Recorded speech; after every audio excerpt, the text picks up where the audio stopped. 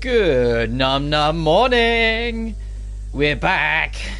I took yesterday off, like mixture of. I said I was going to only for the Guilty Gear stream, which ended up being about what I expected.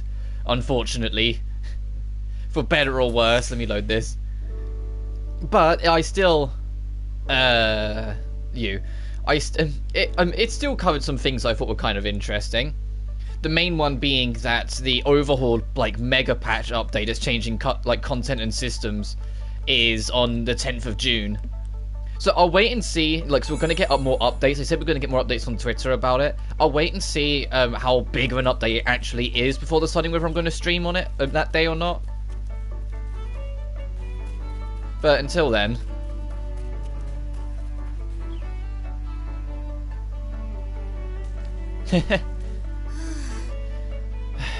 the reason why I was running across these benches is because when I was firing up and doing my first run around, I stumbled into this scene. And I was like, no, I want to do this live. So I restarted. Look, Hoshizaki's sleeping again. Oh, Rena, good morning. It's not morning. And why are you sleeping out here? You're going to catch a cold. Well, it has been pretty hot, so there's no need to worry about getting a cold. Actually, it's the heat that makes me want to laze around outside like this. Why don't you join me? No. Oh. Maybe I should try sleeping outside sometime.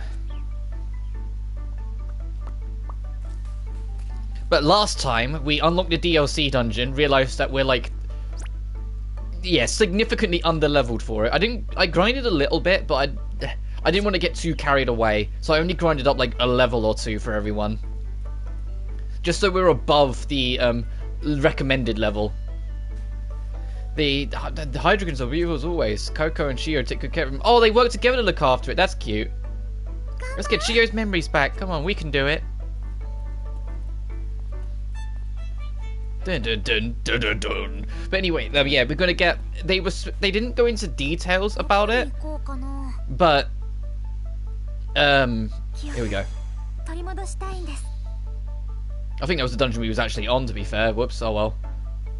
Yep. They didn't go into too much detail about what to expect from this new update, other than it's going to be big for Strive. It's going to be rebalancing almost every character, if not every single character, including the more recent ones, like Baiken and Testament. But it's also going to have big system changes, and that's the thing I'm probably more curious about. What's going to be changing in the systems? Because one of the big complaints of Strive, as much as I really enjoy it, I get it, is that Strive's not as expressive as some of the older Guilty Gears. And so I kind of both agree and disagree with it, because I agree, it's like, yeah, you don't have the combo variety and the whole every character's playing their own game style that the X Games and Exardal had. But at the same time, I will keep on pioneering this, or pushing this. The fucking Roman cancel system in Strive is godlike. Although it's entirely up for person to person, and yeah, I'd love those old combos to come back. I genuinely feel that adds a lot of expressiveness and a lot of creativity in approaches, and I really enjoy it for that. So if they're making system core mechanic changes, I'm more curious about that, because it's what are they going to change to try and make it so more people are happy, if that makes sense? Because although it is, like I said, I will push it. It is more there is a lot of expression with the Roman cancel system. It doesn't change the fact there's a lot of old things that I'd like to see come back, or things that I'd like to just see revised slightly. But the actual Roman cancel meter gain and meter usage, I'd like to see that be slightly retooled. But I know it'd be difficult because when I was talking about it before, I said my main one is that the default Roman cancel, I think it's the blue RC, where you're not actually taking the enemy, you just press the button. I feel like they could make that cost less bar. But the more I thought on it, the more I was like, there are some characters who are deadly ruthless because of their ability to abuse blue RC already. Would opening that door to make it even more accessible really be in their best interest? And the way I thought on it is, well, you could, but only if if you reworked every other character so everyone can make the most out of new changes. I'm not going to bother fighting every enemy because we've already fought them a whole bunch getting there the first time, but we are going to just kind of, like, haul ass back to where we were. But so I kind of changed my tone with it. I think the yellow RC, so your defensive RCs, when you're getting comboed, you can use it to push them off. I think making that cost 25% could be an interesting change. The only thing is that, like, because Strive doesn't have the defensive option. Well, it does have a lot of defensive options, but it doesn't have the defensive options some older GGs have. And so I feel like making that 25 could kind of mitigate that a little bit. But at the same time, that could be really annoying for anyone who's actually playing half decent. That anytime, like, they block a single attack, they can do it almost for free. So I get like that has to be reworked, but then I think the alteration for that is to make far more aggressive options and potentially give some form of natural bait option. Like if they buff backdashing, you could bait those yellow RCs more safely. I mean, you still kind of can. It's just there's no reason to, because the backdash and especially the air backdash cover so little ground in Strive right now. And that's the biggest thing I want to see genuinely changed. Like, the forward momentum, I genuinely don't think it's that bad. I think it's fine as is. I'd love to see it get slightly faster for the sake of getting faster. Because I'm always all for that in any fighting game. The game, if you're going to offer make shit faster, I'm going to say yes. Because it just makes it more exciting. But I genuinely feel the backdash and air backdash, they need a horrendously big buff, and they've been needing it since literally the first beta. And what happened after the first beta? They made it weaker. The second beta had a worse backdash and air backdash. And the final game was some kind of middle ground between the two after there was a lot of, like, backlash in the second beta to that change. I get that the whole point of the two betas is that it was almost like two different builds and you're seeing what people liked from each one. So of course things were going to be different and some weren't going to be enjoyed. But it's the fact that instead of just going with the faster approach, the one everyone preferred, they just decided to put it somewhere in the middle of the two betas in final speed. That was a little depressing, in my opinion. I was like, that was a little, oh.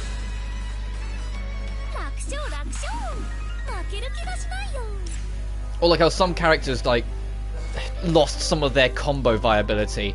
Like, that annoyed me. And I remember I actually made a tweet about it at the time. When Beta 2 came around, and Leo lost, like, half of his fucking combos overnight that he had in Beta 1. That he still doesn't have back, but nowadays it doesn't matter because balance patches have given him so much other shit. But at the time, I was so annoyed from it because I genuinely feel fighting games should be fun first, not competitive first.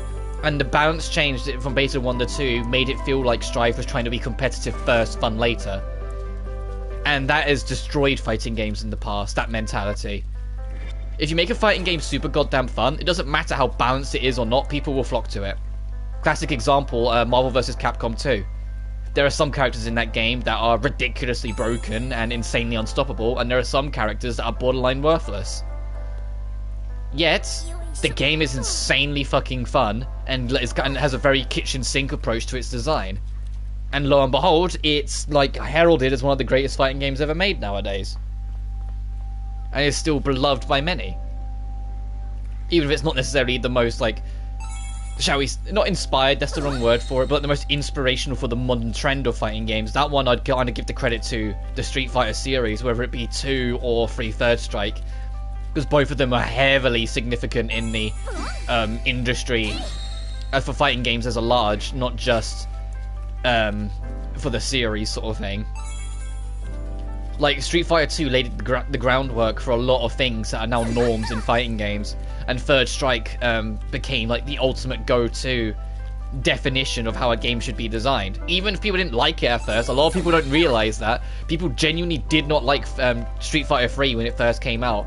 Because the game only had 2 returners when it first launched. Chun-Li wasn't in it till Third Strike. It only had Ryu and Ken. Everyone else was new. And at the time, everyone was like, who's this band of freaks? Because all the weirdos were in 3. All like the more traditional fighters left. And so people really didn't like it and just stuck to 2 or, you know, like Darkstalkers or Red Lion, or, you know, all the other stuff. They didn't bother with it. It was only like, I'll say even in Second Impact, people didn't necessarily like dive on it, but it did do better. It was Third Strike where, although once again, I don't think it did brilliantly right at the start, it started to grow and grow and grow when more people discovered what you could do with it until eventually it exploded. And became what we know it as today.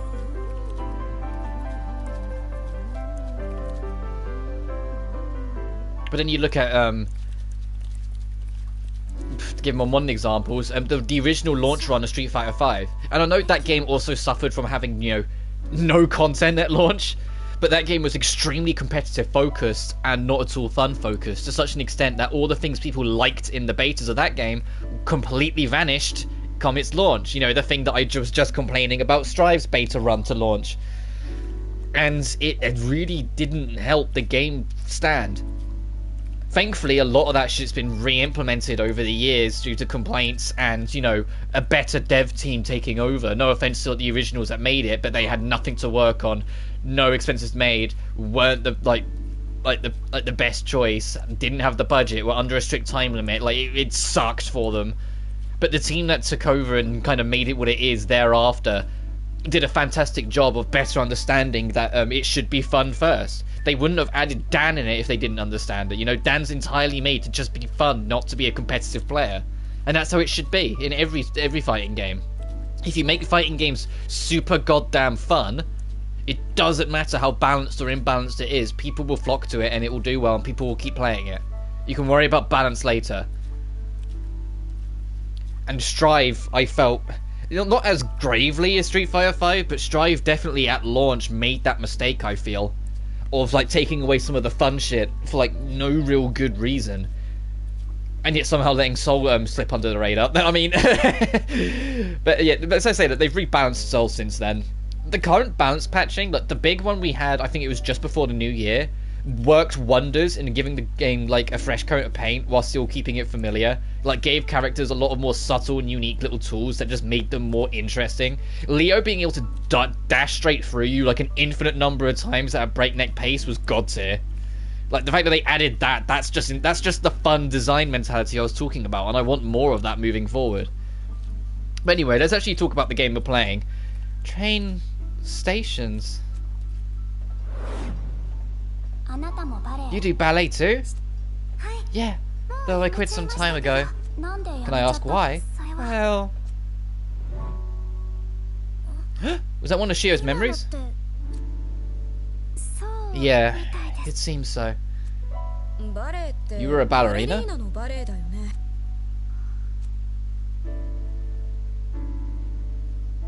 Yeah, I remember now. I did ballet when I was younger. But unfortunately I quit. Huh? We weren't able to hear why. Who was that you were talking to? A friend of yours? Yeah, a very important friend, I think. But that is all I can remember.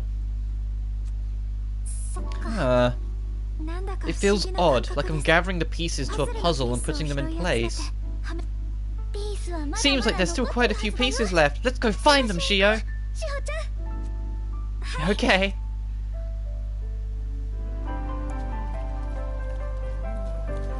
That objective's just gonna say explore Rise's Hardscape for like forever now, isn't it? Until I actually go do it. So I don't think I can like change its like primary objective. I can't be like, no, this one.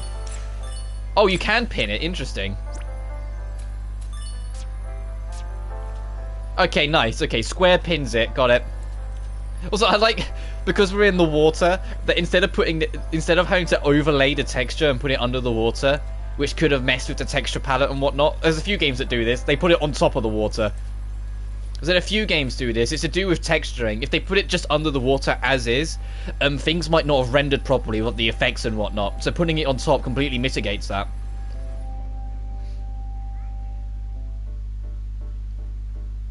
Oh, that's kind of a kooky house. Hey, that building over there kind of stands out. Oh yeah, looks like it might be some kind of shop. Sure seems weird it's out here in the middle of nowhere. This has to mean something. Stop. But again, these things, it's almost like Seems like they don't want us getting close to that shop. Then let's fight them off. Was that a gunshot I just heard? Oh right, I thought I was actually going to go into a fight. Well, I think that takes care. Hey, there's more! Yuki, over here! What the heck? This is bad, they're going to surround us. If this is what they're planning, I have an idea. Reina, Kokoro, Shiro, we're forcing our way through. Okay, here we go.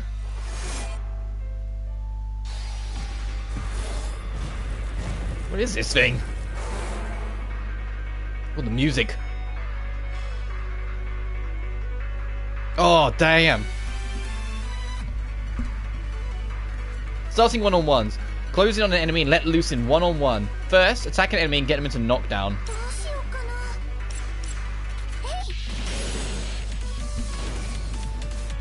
Using and breaking barriers.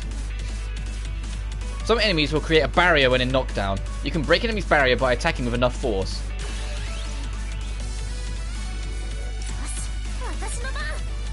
Oh, is that what the punch symbol means? It'll go through it'll hit a barrier.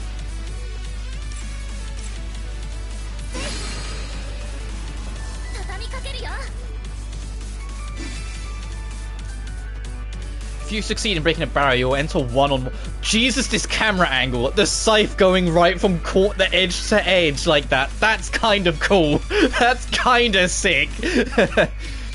There, you enter one-on-one. One-on-one basics. Jesus Christ. Dodge, counter, servo, and gyro. During one-on-one, you will engage an enemy in direct combat. You can deal more damage than normal and can combo easily. The gauge at the bottom left of the screen is your HP, your own HP bar, while your barrier is at the bottom. When initiating one-on-one, a barrier will be created to take damage in your steed. Also, for a while, you can avoid being hurt. Enemies can also initiate one-on-one. When one does, it cuts your own HP in place of... It will cut its own HP in place of creating a barrier. If either of your barrier HP is reduced to 0, one-on-one will end. The timeline at the bottom right of the screen shows the timing of the enemy's attacks. The time engaged located at the timeline above shows your time remaining.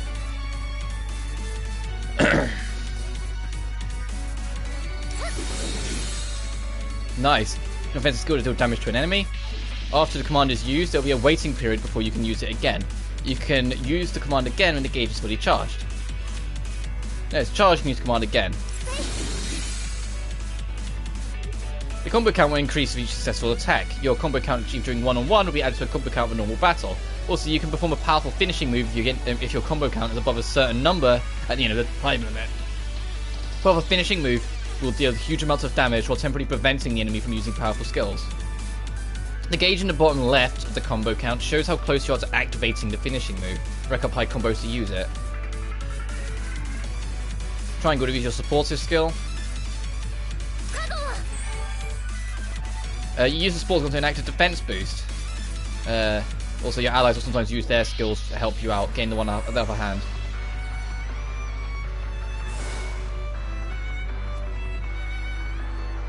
When the enemy icon reaches the center of the timeline, it begins its attack. During one-on-one, being hit with an enemy cap will lower your count. Press circle to dodge. Nice. You can dodge attack, but you can also use square to counter it, but the timing is tight. Countering attack, the enemy put them back. Knockdown, the enemy can't attack while they're knocked down.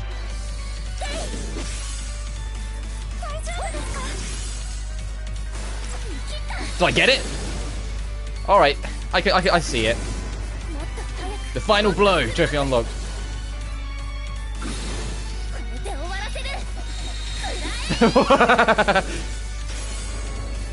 Oh, yeah, that's kind of cool.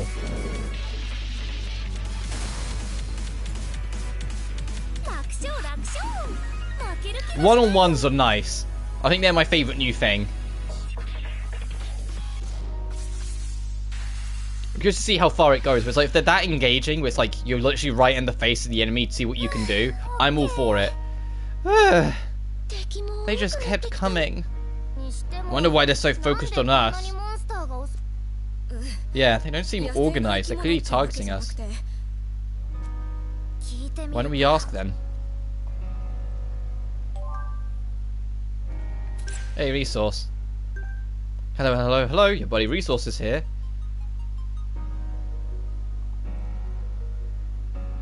What are those things that are attacking us? That's a great question. Demons are physical embodiments of the emotional distress of a hardscape's proprietor. They can come from strong feelings like anxiety or regret, or little secrets that are eating away at them. There are lots of reasons a demon might exist, but they all originate from a proprietor's emotions. Ah, I see. Emotional distress. So in order to restore their memories, we need to stabilize their emotions. That sounds simple enough, but it's a bit embarrassing, isn't it, having all your inner thoughts put on display? I get that. Though I don't know if it's appropriate for me to say that when I was the one who asked you all to help me. No worries, everyone's got a couple of things in their past they prefer not sharing. Even you, Kinjo. I mean, sure, probably. Not that you'd remember anyway. How ridiculous. Well, now that we've taken care of our demon problem, let's go check out that shop.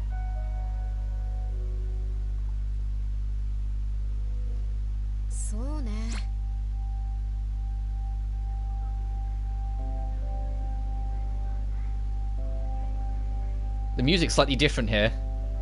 And there's, like, you can hear like background chatter. It always reminds me of it reminds me more of some of the themes in the first game, but the first game had some themes that had background chatter in it. Right, we need to get there. So of course we're going there last. We're going to go this way and try and get that fragment and see what's on the end here. And see what's blocked off over there.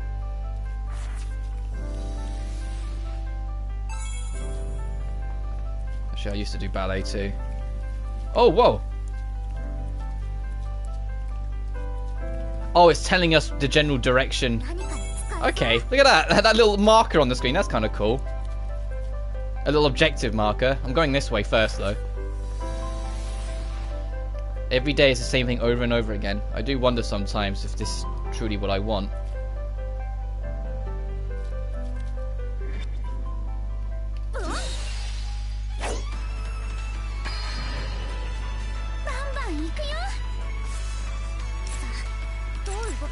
Oh, you resist. Uh-oh. Be kind to me. Jesus. Okay, so fine. You got the gun. The gun will do it for us.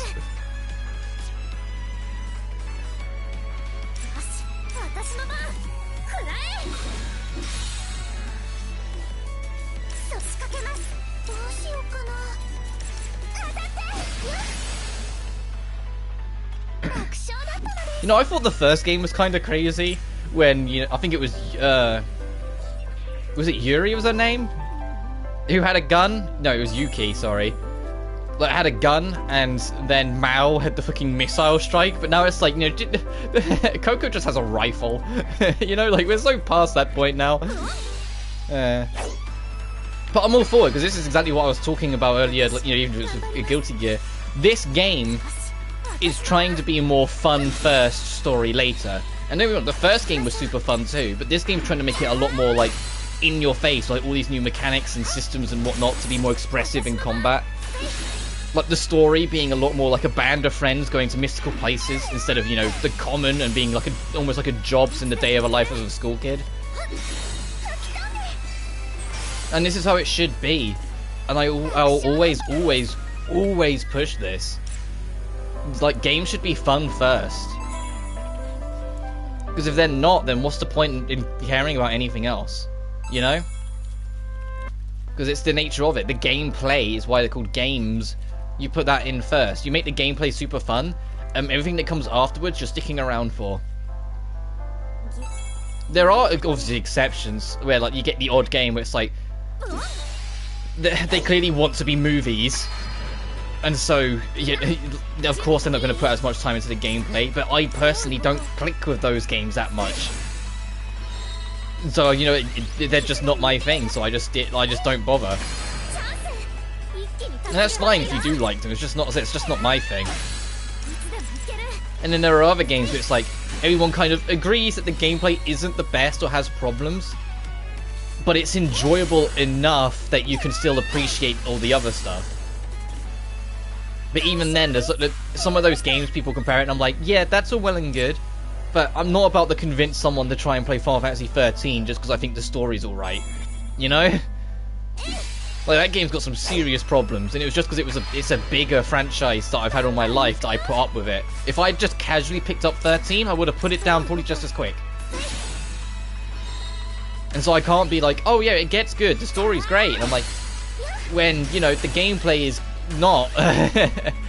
Especially after 13.2 came out, Jesus Christ. 13.2 came out and it was like, no. 13.2, like, in of itself, by just improving everything, highlighted just how horrendously flawed 13.1 was. I need to get people to actually start healing, it's getting a bit crazy.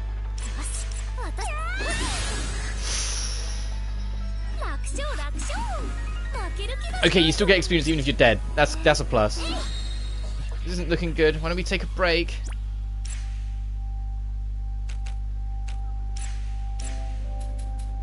Oh, you do get picked back up at least. That's appreciated.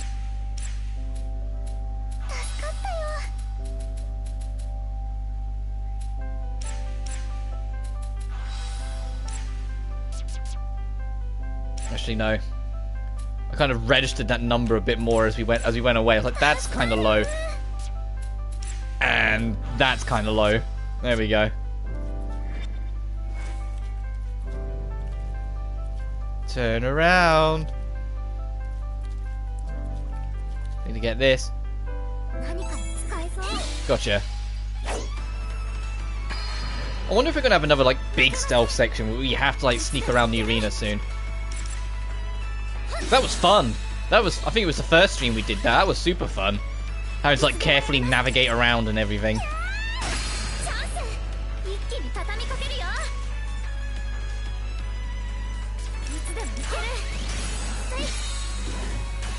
Keep on forgetting we need to actually do more of the support thing. I just forget it's there half the time.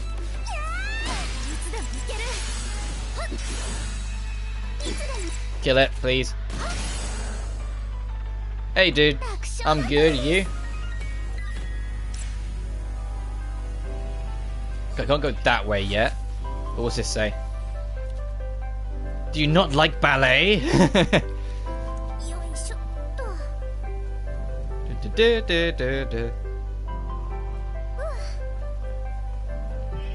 Oh, what's this one? Do you not like... Oh, okay, this is the scene it comes from. I'm doing good. I've never seen this game before. What is it? The Blue Reflection games, this is the second one. They're... Ooh. Okay, let me think. It's a turn-based JRPG. I'll go for the technical stuff first. Where you play as high school girls, because of course you do. But it's not like a, you know, super fan servicey Yuri Bait kind of game. No, it has a very strong central theme of empathy.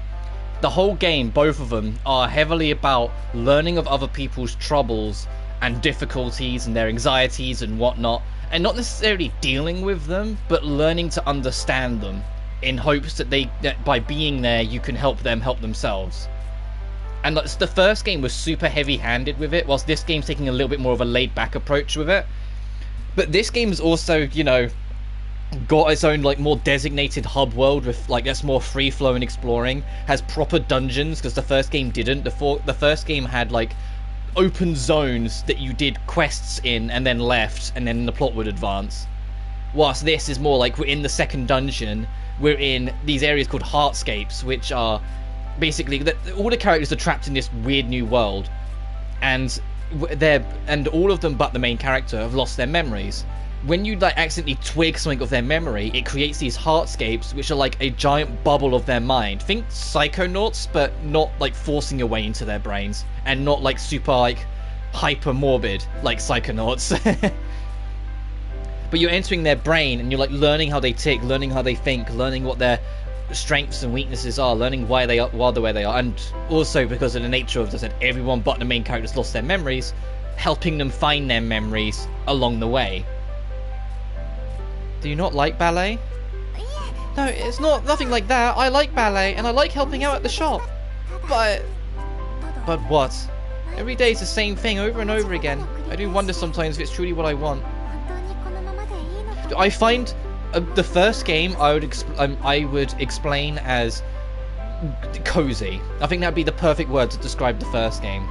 Like it's not the most elaborate, it's not the craziest. It does have a pretty surprising plot twist later on in it, but other than that, it's really cozy, because I said the whole game's about empathy. It's about learning about other people and learning to understand what makes them tick and what their struggles are and what makes them different from you. About learning to relate with other people's problems. Like I said, empathy is like the core theme of them. And so I find it really charming and really relaxing and just, you know, enjoyable because of that. This one's got a little bit more of a humor to it. Like the first game was also quite humorous at points, but this one it's more of like a found family bantering as they find their way through. Whilst the first one was Hina finding out another one of her friends got a huge problem, entering their brain and having to try and find a way to relate to it. Like it was less, I think it was more cut and dry. I think it's the easiest way to explain it. Whilst this one is a little bit more like loose and free flowing, and I think it's a lot better for it. I'd still recommend the first one. The first one was really fun. Like, and it's got that whole, like... I don't want to compare it to Persona, because I feel like that would be really unfair. Because, you know, Persona is, like, infinitely more budget. But it kind of is similar to Persona in the sense of... you do, like, school days in the first game. Like, you'll go for a whole school day, like, interact with friends, like, get closer to them through bonding, then maybe do some dungeon crawling, then wrap up the day, and then start the next day on the calendar sort of thing. The difference is, they didn't have a calendar in the first game. The days could continue infinitely until you decided to advance the plot. So if you wanted to just grind out, like, the not social links, you could. You could literally just go through each day, grinding out the social links, getting to know the characters, getting their benefits and bonuses for doing so, and in general, you know, just being everyone's buddy. And then, when you're ready to advance the plot, then you turn in, like, one quest. So it has that school life dungeon crawling thing. Yeah, that's exactly it. And this game kinda has it too, but sort of in a different sense. What I mean is there's no, like, necessary day, like, there is an actual natural progression of day and night. As in, like, if you let time pass, time will naturally actually pass, the sun will arc over, go down, the moon will come out. And your hub space, when you're not in a dungeon, is a school, but it's a school on a deserted beach, with no one else there other than the people that are trapped on this planet.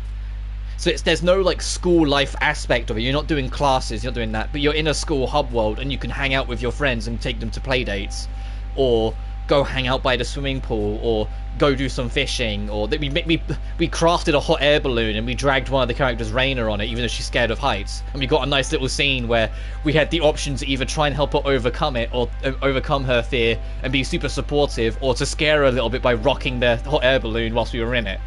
And because we're arseholes, we chose to rock it, and she thanked us for it later on because she did get more confident. And this game has DLC dungeons. If you ever heard of Atelier Ryza, the game that made the rounds a couple years back, there's a collab dungeon where you can go to like a Ryza themed location. But the DLC dungeon is like level 25 as a level recommended, and we're like level 12, so we're not going there yet. So this game doesn't have the school life, but it's got the social link stuff. Yeah, that's exactly it.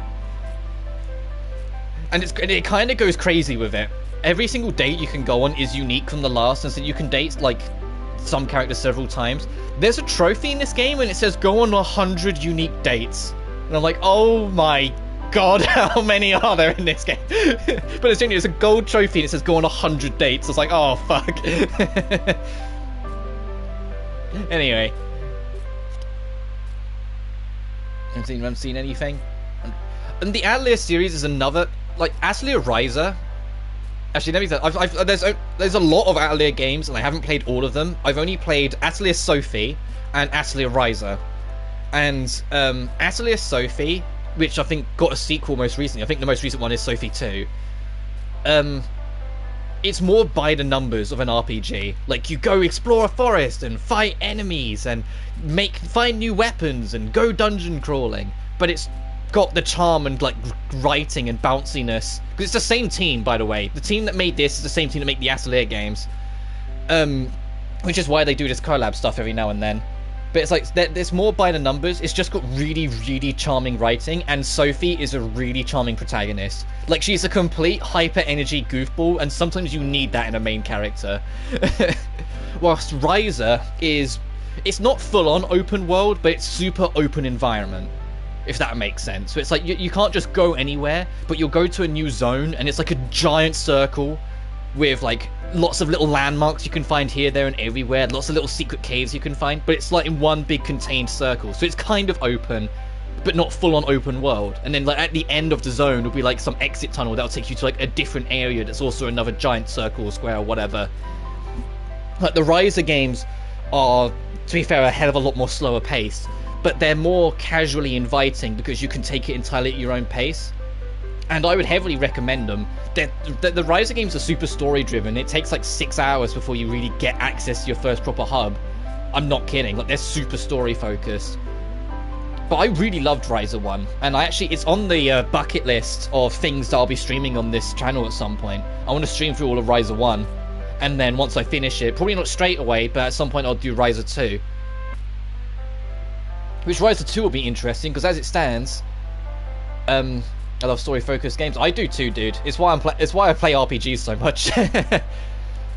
But Ryza 2, as it stands, is the only Atelier game that has a PS5 version. Atelier Sophie 2, despite coming out after Ryza 2, is not on PS5, and I can imagine it was just because Ryza are like, of the Atelier series, they're like treated as like the golden gospel games. Like they're treated as like the big deal games because they're more open, whilst the other Atelier games are more linear. So I guess like since Ryza is like, you know, the big bucks, the one that gets more attention and more money in, they're the ones that get it. I'm used to spending millions of hours on games like Nier. yeah, I platinumed Automata. I think it was last November. Because I got to Nier super late, for the record. Like I played Drakengard and Drakengard 3 when I was younger, but I didn't really bother with Nier when it came out on PS3, and I didn't get Automata when it first came out because I just didn't have the money spare for it. It came out too close to Persona 5, and I was more excited for that. But I feel like last year, I think it was last year, it might have been a year before it already at this point, oh jeez, I finally got Automata and I loved it, but holy shit, you kind of lose hundreds of hours in that fucking game trying to 100% it, and you don't even realise it because the game's that fun. But you just lose days in that game. Like, I platinumed it in the end. I think I only brought one trophy, and it was like a super grindy one anyway, because you can buy the trophies at the end, and I was like, ones where it's like just get X amount of items so many times, if you're gonna give me a free ticket out of it, I'm gonna bloody take it, because I don't want to do the grindy stuff. But Automata, it's like, hell yeah, I love that game, and I still need to pick up Replicant. The only reason I didn't is because I was like, if I go straight from Automata to Replicant, I'll probably burn out, you know? Like, get every single... Yeah, I think that was the same one I got. I think that was the same one I brought, if I'm honest. I think, but it was genuinely like, I didn't like getting all the endings, because although some of them were really obtuse to fucking find and weren't that satisfying, they were still like, most of them were still enjoyable. Yeah, I've heard Replicant's like one of Yoko Taro's best works, if not it is his best work. And so like, I am excited to give it a go. It was just straight after Automata, I knew I'd probably burn out because it'd probably be another like around the same length of Automata. You know? So I was like, oh, I'll hold off, but eventually I'll get to it. I'd probably try and stream it too, but when I did the odd videos, before I started streaming properly, when I did the odd videos for Automata, almost all of them got copyright claimed, like, immediately. You know, so like it's kind of like an awkward thing with like the Nier games. It's like Replicant, from what I've heard, is kind of the same ball game. And I don't mind it because I don't make money anyway. But when a video gets copyright claimed, they don't get pushed as much, and that's where my problem lies. Like my videos don't get much of an audience anyway, and that's fine. That doesn't bother me. I like it when the odd person shows up.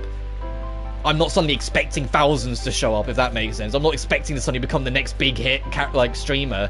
I just enjoy playing games, and if anyone wants to hop in, then everyone's welcome. You know.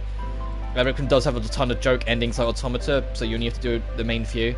Oh, doesn't have a ton of joke endings. Okay. Isn't it 5 endings? Because they added an extra one in the Replicant version, the PS4 version. It's 4 or 5, I think. Which puts it around the same as Automata, because Automata had ending A to E were like the ones that actually mattered, and F onwards was what the fuck. Yeah, 5, yeah. But, what was I gonna say? But it's like, even though I don't get much views, I still like if the opportunity to have my videos be pushed to a slightly wider audience or have them not is in front of me, of course I'm going to take the push it. And the Nier games, because of copyright claims on like every video I did, that immediately restricts that ability. It pulls it off the algorithm, sort of thing. It's the reason why it's such a bugbear from like any size YouTuber, because if it gets claimed, it's not on any algorithm, it's not on any front pages, it's not happening. It's only people that are like diehard checking will spot it. And so it's like, as much as I want to stream those games, it's like they would probably be games I'd only do once I've got a comfortable audience. If that makes sense. Like if I was in a position where I had like I'd say like, even if it was only like 10 people, like 10 people were checking in of every stream, and I was like, okay, these guys are always here, all these are always checking in, all doing that. I'd go into Replicant because it'd be like, well, like I know they'll show up anyway, it doesn't matter. But if it go into it right now, there's a good chance I could stream the entirety of Replicant and not get a single view just because it wouldn't appear on any algorithm, you know? And yeah, I agree. Automata's copyright thing, it still exists for the record because it's an automated copyright check. And so until they get rid of the automation of it, it's still always going to be a thing. And from what I've heard, Replicant's the same. Or what I would really love is for them to re-release or remaster Drakengard 3. Because I love Drakengard 3. The only thing that held that game back was the fact that its frame rate is like 2 frames per second on PS3. Yeah, it's not. They don't copyright strike anymore. That's the difference. They don't strike. You don't get your videos taken down or risk losing your channel, but you do get your shit claimed, like it's a music license. Drakengard 1 super clunky, but it's still fun. Drakengard 3 is genuinely, the only way to explain it. If it was at a smooth frame rate, it would be one of the best games on PS3, if not like right up there in the top 5. But because its frame rate, it's like 10 fucking frames on PS3 at best, it really holds the whole thing back. But its story is brilliant. It's genuinely, it's another one of Yoko Taro's. The game is super fucking hilarious, but at the same time super fucking miserable. But the dialogue has you laughing so goddamn much, especially because Zero is such a wonderful protagonist. Like, she's the original, the original white-haired, gruff attitude female lead that Yoko Taro likes writing and everything. Like, but she was like the first one to do it, because they actually had a bloke be the protagonist in the first one. Like, she was the first one, and I think she was the best example. And I know that's kind of a hot take considering the Nier games, but genuinely, Zero is a treat. Zero is such a fucking fun protagonist. The way that she, like, there's a point where, because the whole point, the plot point of Drakengard 3 is that, she's, Drakengard 2, reason why Drakengard 2 is avoided is because it wasn't made by Yoko Taro, it was made by fucking Ubisoft. And so it's, and so people just don't acknowledge it. It's, to be fair, Drakengard 2 is okay on its own, but it's like a rock next to 2 diamonds. Like, you know, it's alright, but Drakengard 1 is so damn, like, original and creative, and Drakengard 3, minus the frame rate, is so genuinely brilliant that it's like 2 just sits weird. And what also I think doesn't help too is that it's not canon. Drakengard 3 directly continues off 1. Oh no, sorry, it's the other way around. 3's a prequel to 1, but they directly continue off each other. They never acknowledge 2. Neither does any of the Nier games. Nothing's ever acknowledged 2 since 2. It was just that weird Ubisoft game that also shared the title, and that's it, as far as Yoko Taro is concerned. I mean, heck, the Nier series technically isn't canon either. And that's loose technicality, because the Nier series only started up because of, like, I think it was the 2nd or 3rd ending of the original Drakengard. Yeah, the thing with Devil May Cry, though, and it's the thing that a lot of people don't realise, is that the team that made Devil May Cry 2, you know, the game that everyone despises and no one wants to prepare to exist, is the exact same fucking team that made 3, 4, and 5. You know what the difference was? They had time to make 3, 4, and 5. You know, the things that are now considered some of the greatest action games to ever exist on the planet, and Devil May Cry 3 is infamous for straight up reinventing the wheel of action games to such an extent that every single action game that's came after it has borrowed or taken inspiration from 3 just to survive. It's the exact same team because they had time for 3, 4, and 5. They didn't with 2. 2 was like scavenged together and thrown together in like less than 9 months. In fact, Itsuno, you know, the God-graced director, the God-graced director, Time Strange. Yeah, there's another fucking franchise I'll get to with that. I know we're sitting here chatting, but I'm enjoying the conversation here. But but Itsuno, the director that we know now, love and love, he only came into Devil May Cry 2 in like the last 2 or 3 months of its development. And apparently, like, according to like development like interviews and like team interviews and whatnot, the game straight up wasn't functional before Itsuno came in. Like, he literally made the game playable. You know, like, it could have been like the second, like, I say second coming, it would have been before it, but it could have been like Sonic 06 levels of fucking broken if it wasn't for Itsuno. And that's where the conversation is going to go, because that's what was on my mind. The fucking time constraints and the infamy that Sonic Team have to put up with. Because that's like been their downfall for literally generations. And it hurts because I'm a Sonic fan. Yeah, it came in last second to make the game somewhat playable. Yeah, exactly. But it's like, Sonic Team, the entirety of Sonic Team, like their entire MO is Sega constantly saying it needs to be out before the end of this fiscal year, which is like, you know, their finance year. Sonic Team saying there's no way it will get done in time, and Sega plugging their ears. And that happened for games on end. The earliest example of it is fucking Sonic Heroes. Literally. You look at what was supposed to be in that game, and then you look at when they wanted it to come out and when it did come out. It's like, it's a miracle that game not only came out as polished as it did, but was fun. Because it shouldn't have been. Shadow was brutal. Shadow was supposed to, they wanted that to release in 2006. The game came out in 2004. So the fact that that game, you know, even functions is a miracle. I just wish games would not announce a release date until the game's in a really good spot. I wholeheartedly agree. The problem is, especially with the bigger companies, they have stock investors to please. And if they just have all of their games just say, will come soon, those stock investors will get annoyed. So something has to start having dates on it, whether they like it or not. Yeah, I've heard Security Breach was a kind of a mess. It was like a really glitchy mess. I kind of drifted from Five Nights a long time ago. Like, the last one I touched was, I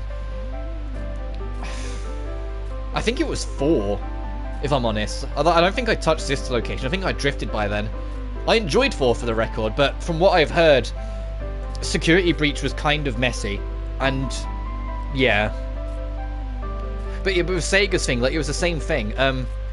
Sonic 06 was a mixture of, like, three parties problems. They had a promotional deal that they had to live up for. I'm not a big fan of FNAF anymore, but I had high hopes for Security Breach. Yeah, that's fair enough, because it was a big console release. You'd like to think it would, like, deliver more. But 06, obviously the famous one, it had a advertisement deal it had to do. It had a contract advertisement with Microsoft that it had to fulfill, and Sega wanted a 15th anniversary title.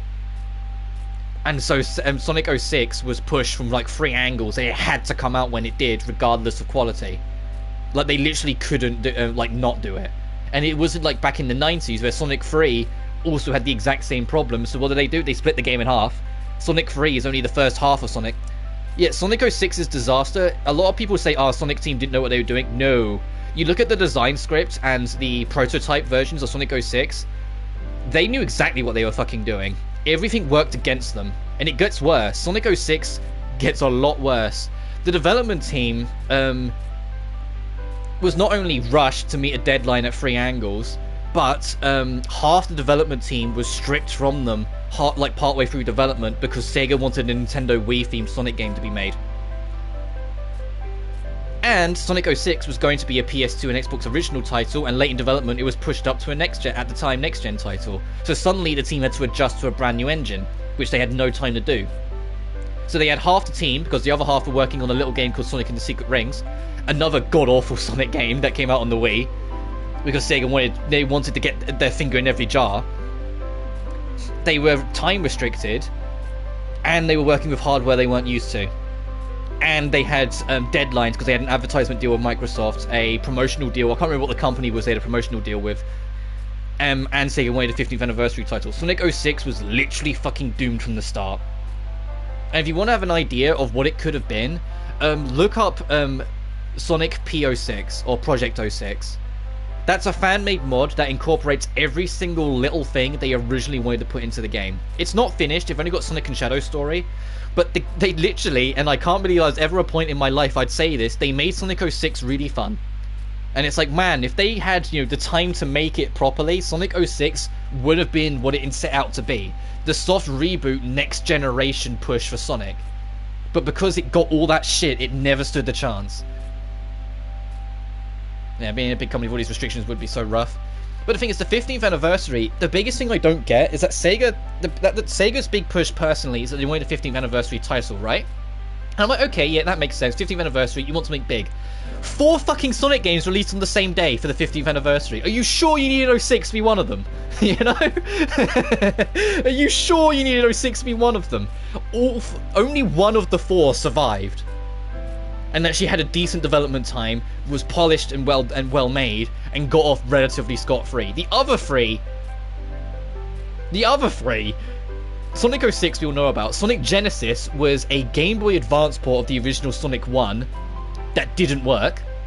I'm not kidding. The game straight up does not work. If you try and play it, the game runs at like 5 frames per second because the Game Boy Advance can't run the Mega Drive's code naturally, and instead of recoding it, they just literally copy and pasted the Mega Drive / Genesis's code onto it, so the game runs awful. Sonic Rivals, which was a PSP racer, and to be fair, it was fine. It just had no content because it had to be rushed, and so to make it so the game worked, they just made it so the game's over in an hour. And the last one, the only one that I genuinely feel survived, was Riders. Sonic Riders is genuinely a great racing game. Once again, you can see the cut corners because it's only got like 7 real racetracks. It's technically got 14, but the other 7 are like slight alterations of previous courses. Like they're ever so slight edits. But it's basically got 7 courses, and the other half are just redesigns. But it's a really fucking fun racer, so it's like they managed to make it work. But I was always just sat there, even when I was a kid when I first found it out, and I was like, if Sega wanted a 15th anniversary title game, why did they push 4 fucking titles for the same day? Yeah. I think they genuinely could have been fine with Riders, and then just like had some kind of announcement at that year's E3, and just say, hey, for the 15th anniversary, we're working on these things. And I know it was a different time then, but at the same, it's just I always sit down and like, oh my god, like I think it annoys me because as a Sonic fan, when I look at P6, I can see what it could have been, and it's like if that had actually been what it came out as, almost every single bad take I fucking hear on the franchise probably wouldn't exist. You know, IGN's video from years back, where they spent a whole 10-minute video talking about why Sonic had never been good. That video would never have existed if it wasn't for 06. Yeah, Sega wanted to go all out for the anniversary, because they did the same for the 10th anniversary and it paid off. The 10th anniversary dropped Sonic Adventure 2 on everyone, and I think Sonic Advance 1, but I might be slightly mistaken, I think Advance 1 was slightly later. But Sonic Adventure 2, you know, is considered like, you know, the golden god of the franchise. Even though it's not my favourite, I can appreciate what they were trying to do. And so, like, yeah, like, I get it, you know? Like, if it made so much money and it did so well and it attracted so many Sonic fans at the time, so if the 15th anniversary is like, they wanted to strike gold twice, they just overplayed their hand and no one won. It's why, because the 20th anniversary, it was slightly rushed as well, but they got away with it because Generations, the 20th anniversary game, the entirety of it was revisiting old levels from the franchise. So it was easier to put together, which is why that game's story is near non-existent, because that's just where they cut the corner there. It was the 25th anniversary where Sega finally started showing signs of listening. Because both of the 25th anniversary games didn't come out on the 25th anniversary. Mania came out the summer the year after the 25th anniversary, and Forces came out like 3 or 4 months after it. As much as I don't like Forces, you know, they at least listened and took time away. In the same vein that Sonic Origins, which comes out next month, and Sonic Frontier at the end of the year, are both supposed to be the 30th anniversary game. The 30th anniversary was last year. But Sega are prepared to listen a little bit more nowadays and let these games have longer development times. It's a shame that their way to try and buy people over for the time was to release a rush port of Sonic Colors, but what can we do? Anyway, I've been sitting on this screen for forever. Every day is the same thing over and over again. I do wonder sometimes if this is truly what I want. And I think what helps as well with Sega is, and tell me if you've ever heard of this before, because it's like I was baffled that this happened. The most of the community managers, or say that the most prolific community manager, straight up is now in like one of the most powerful positions in Sega. Like he's like a product director in Sega, and which is why a lot of the mentalities and design systems have changed for Sega nowadays. Because literally the community fucking managers now make those decisions, or the old community managers, and so they know what the people actually want, and that's good games over like now games. They know that people would rather wait compared to the big corporations. Yeah, there's a reason on the Sonic YouTube channel they have something every so many months called the Sonic Show, where it's a podcast with the community directors, where they will like talk to the audience and bounce off them and show off different things, yada yada. Almost every season, there's someone new in those chairs because the other community managers have been promoted up the company. Like almost every season of it, there's new faces because old faces get promoted up the company and get to make more prolific decisions. And the reason why Sega keep doing it is because they keep profiting off it. They let these community managers get a firm understanding of, you know, the community, give them positions of power, and lo and behold, good decisions are made. I don't know it 100%, but it's the same reason why Yakuza got another chance in the West. Because for a while, Yakuza was completely dropped from the West because it wasn't doing well. It was the community managers getting promoted in that encouraged that they gave it another chance and put Zero on PS4 in the West, which ended up being that spark of life the Yakuza series needed to flourish. And now it's Sega's second biggest money pot.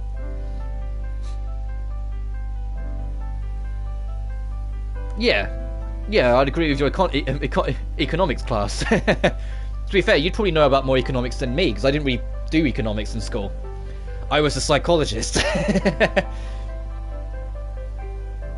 I did psychology in college. I did that. I did anthropology, sociology. I did a lot of ologies, and I did world development. Which the world development is like the human and like more tourist side of geography, as opposed to mountains and rocks. And socio and anthro are similar, but socio is more looking at the people, whilst anthro is more looking at the cultures.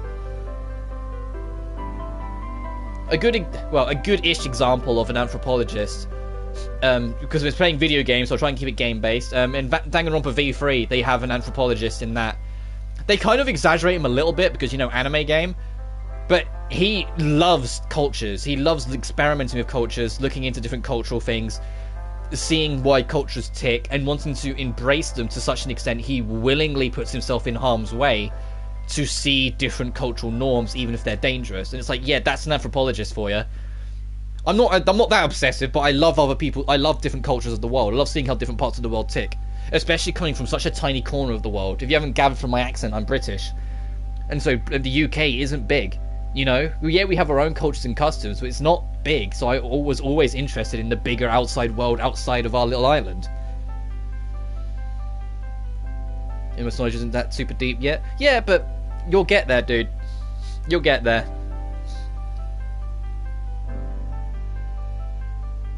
But yeah, it's like, because Sonic still makes Sega the most money, literally, despite the fact I love learning about culture. Yeah, same, dude. Like, despite the fact that the only Sonic-based thing that came out last year was a port of Sonic Colors for modern platforms, Sonic still made the company something like $5.5 million in like extra revenue, because, you know, Sonic's just that much of a golden goose for the company, whilst Yakuza, you know, its second best, sold like half that, despite, you know, being Yakuza. I want to do that whenever I get to choose most of my stuff. Yeah, go for it, dude. Seriously. That's the most like, the biggest thing I could tell you from my own experience from doing like school and college. The biggest thing I could tell you is what you do now both is the most important stuff you can do in the world, yada yada yada, but at the same time means nothing.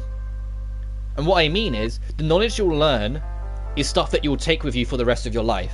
Regardless of how simple or small or inconvenient or whatever, you'll take it with you and it will help define you who you are. But there's nothing stopping you at a moment's notice doing something else. Which is why I said it's super important, but at the same time it's not. Because there might be a point where you get to, like, I don't know, like I'm 23, start to give a comparison, you might reach my age and be like, I want to go back into college and study this now. I want to do this something there. And it's completely different, completely out of your comfort zone. Has nothing to do with what you did before, but you go for it anyway. Or you might do a job that you love doing, but has nothing to do with any of your studies. But it's just you love doing it, so you stick with it. Like, one of my classmates in college, despite getting a higher grade than me in psychology, now works in, like, an elderly care home. And, like, helps that because she loves doing it. She loves being able to look after people and talk to their generation, and learn things from them. Yeah, I'll go back and forth on a lot of different things I like. Yeah, and I to be honest, I almost recommend it. Experiment.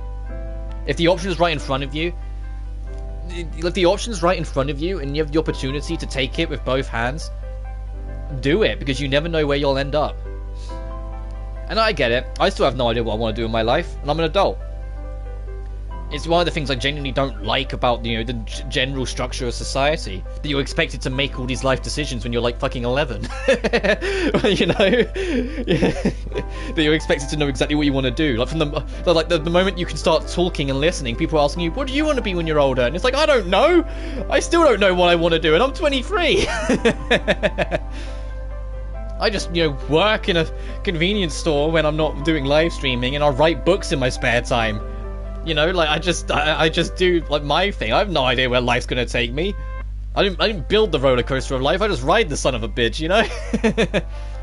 Every time we do this, let's get back to the plot. Every time I do this, I wonder, why do you always want to go up high?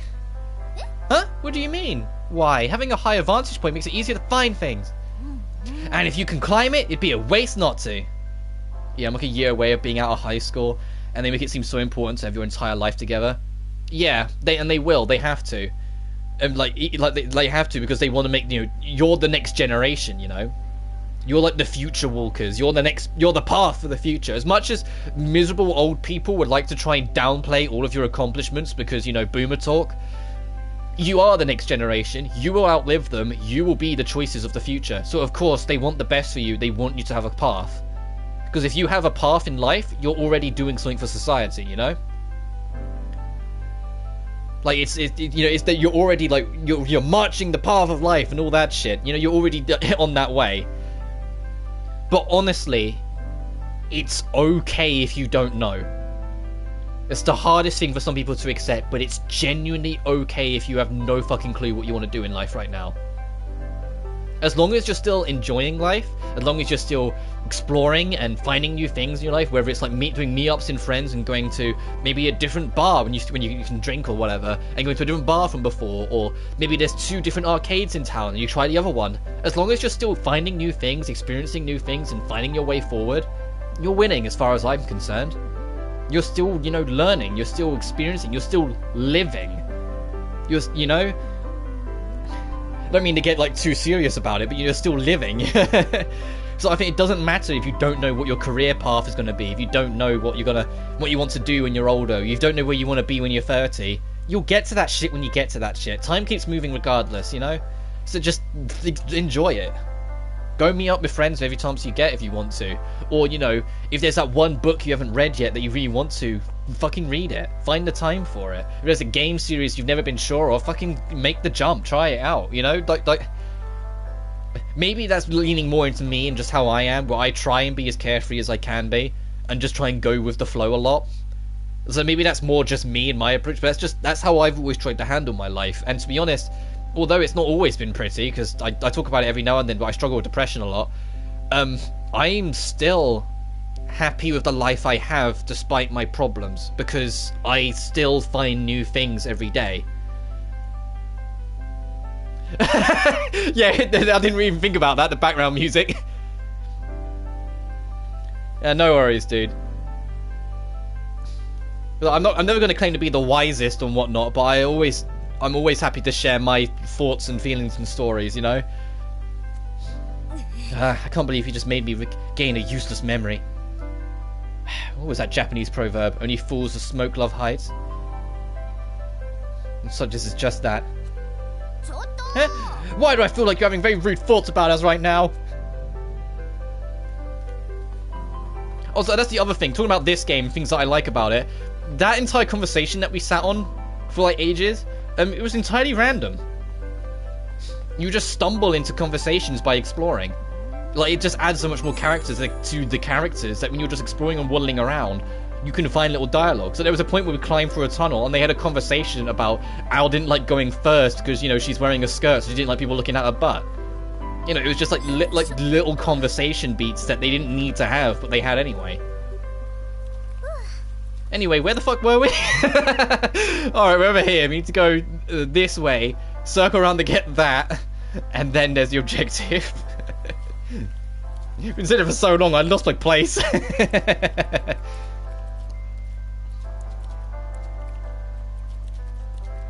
And I think the reason why, if I can, I do try and give advice, at least from my own experiences of like life and how you should handle it, is because especially when I studied psychology in college, you learn, at least like I did, very quickly how borderline self-destructive you can very easily make your own life if you don't do that sort of stuff. No, don't be sorry, dude. I enjoyed the chat. I just it's honestly fine. I'd honestly rather a stream where we make zero progress at all, but have some really good chats throughout it, than me race through the game and barely talk. You know?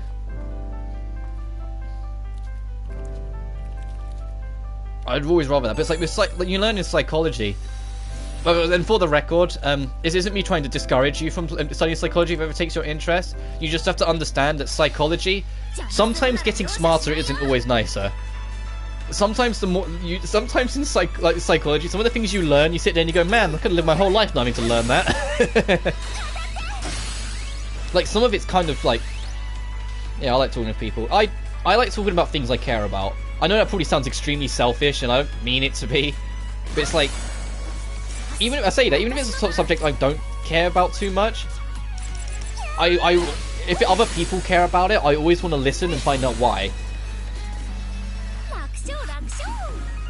You know, like, I always want to, like, it lets you click with people. Being able to click with other people, like, it's always fun. Even if I'm not going to turn around and be like, oh yeah, I'm this super extroverted person and go out on like free dates and whatnot, because I'm not. I'm really not. This map. That's the map button. Okay, that's where we actually need to go. And it says there's a boss over there, so let's not go that way just yet.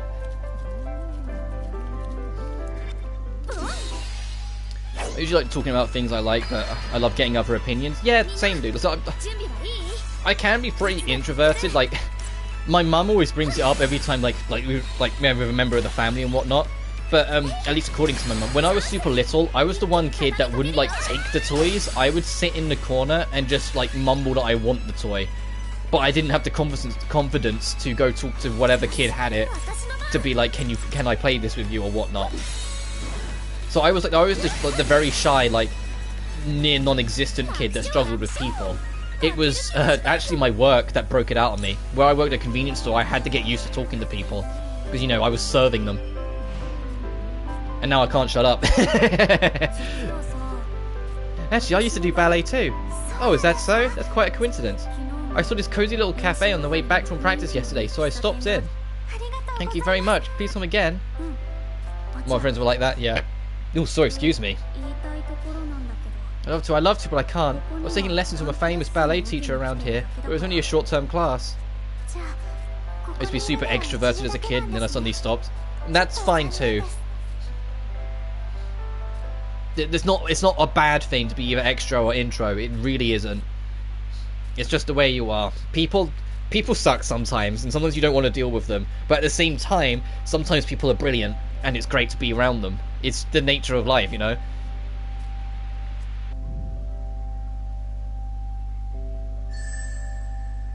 Yeah, and I'm the same dude.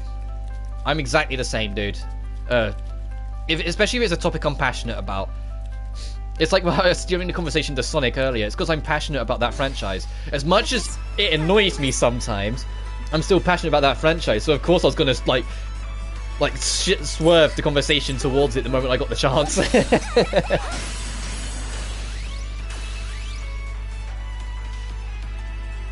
Like the same thing like with Unleashed, for like Sonic Unleashed is another good example of like things being weird in development. Now you've got me. Now I've got it on the mind. A little company called Dimps made the PS2 and Wii version, and Dimps they, let me think, they had their hands in Street Fighter 4's development. They made all the Game Boy and DS Sonic games, so that's like Sonic Advance Trilogy and both the Rush titles. They did some of the mobile phone ports. They did a couple of their own platformers. Like they're actually like Dimps as a company. Like they're not the biggest in the world, but they have. You'd be surprised how many little things they find their way into. Like they're kind of here, there, and everywhere. They're not as big as they used to be, especially because their biggest moneymaker was the Sonic games they'd make. After Sonic 4 didn't do so hot, for reasons that wasn't even Dimps' fault, to be honest. Sega stopped hiring Dimps for 2D Sonics and started doing what they did with Mania, which is reaching out to Headcanon, which is a team dedicated of Sonic fans that also, you know, are good coders. Which is why the 2D Sonics, like Mania and up-and-coming Origins, are stupendously high-polished and like hyper-energy and like Origins look super fun. I mean, heck, Origins has hand-drawn animated cutscenes put into all of the classic Sonic games, just because, you know, Headcanon wanted to do that. They didn't have to do that, they just wanted to show their love. They made hand-drawn cutscenes for them, and I was like, that's fucking sick! Like, I'm super excited for Origins just to see all them. And it's rumoured that they've officially been hired for a brand new 2D Sonic game, aka potentially Sonic 5. It's been heavily rumoured they've been hired straight up for a new Sonic, like a brand new 2D Sonic title. Yeah, I think it's super cool. But yeah, because like the reason why Sonic 4 didn't work is it's originally going to be called Sonic the Mobile. It was going to be a mobile phone game. I wish Nintendo would do that as well. Yeah, dude. Yeah, dude. Yeah, except Nintendo take it the polar opposite direction. While Sega, you know, hires fans to help work projects to make them brilliant, Nintendo fucking kills them. DMCA's them. If Nintendo could legally kill them, they would.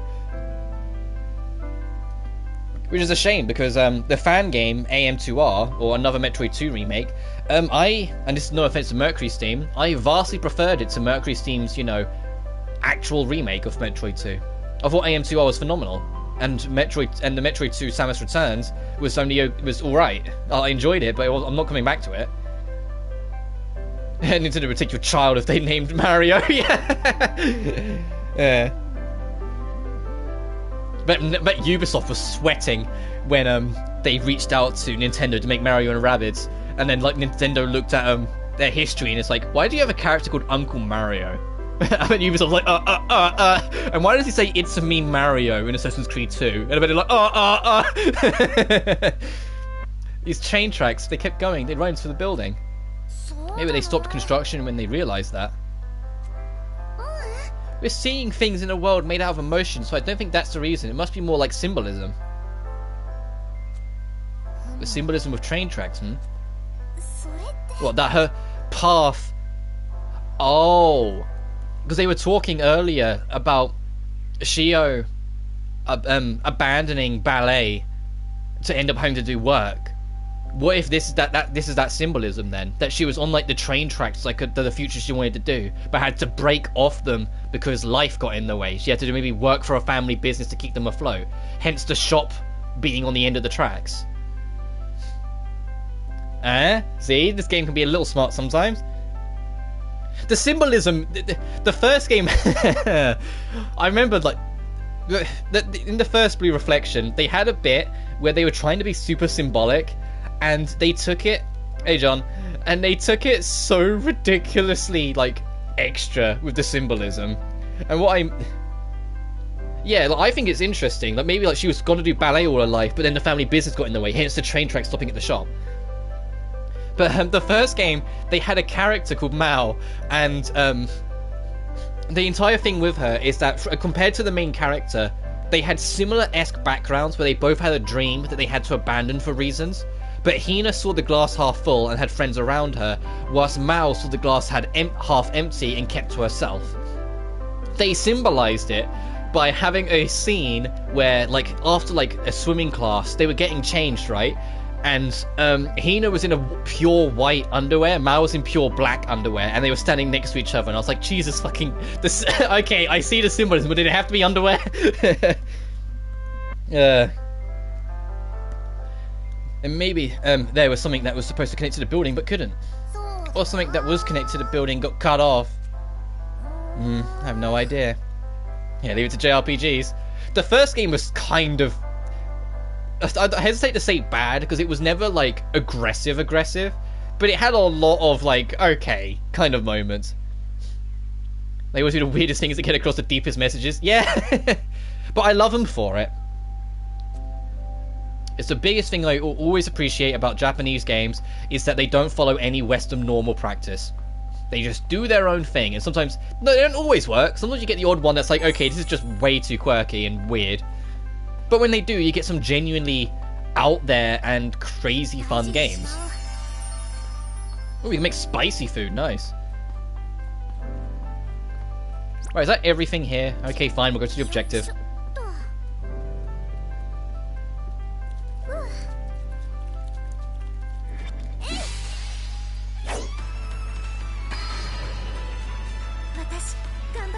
And because I was actually gonna... I wasn't even gonna stream this game today. JRPGs always work the weirdest thing unless its name is Xenoblade 2. What do you mean by that, dude? I haven't played Xeno 2, so I'm not sure. I played Xeno 1, and for the record, I really enjoyed it. I just haven't got around to trying out 2. So I heard that game is kind of, even after the first one, it's idiotically long. Like, even longer than the first one, kind of idiotically long. But that's kind of it. Is it?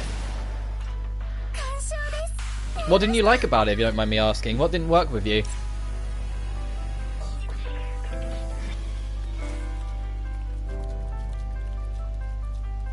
It takes everything good about Xenoblade 1. Oh, right. Because I enjoyed 1. Even with, like, the questionable voice direction at time. And the fact that I was... I know it was a completely personal thing, but I was slightly annoyed that, oh, what was her name? Like, the princess girl, like Merlina, or something like that? I completely forgot her name. Never hooked up with Shulk. That annoyed me slightly.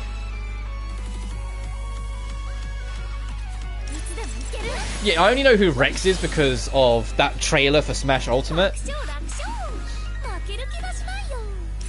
But it's like, to be fair, I liked Pyra and Mithra's design. You know, the giant hourglass figure in your face approach notwithstanding. But are they the outliers or something, or is that just like difference of opinion? Which is, like I said, it's okay. There are some things I love that other people look at me like, what the fuck's wrong with you? And I get it. There's something, you know.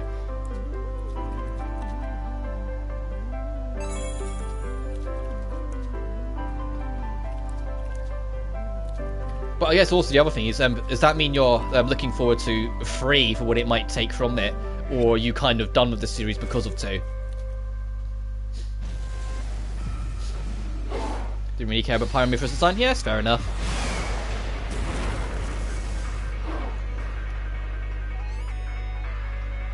Yeah.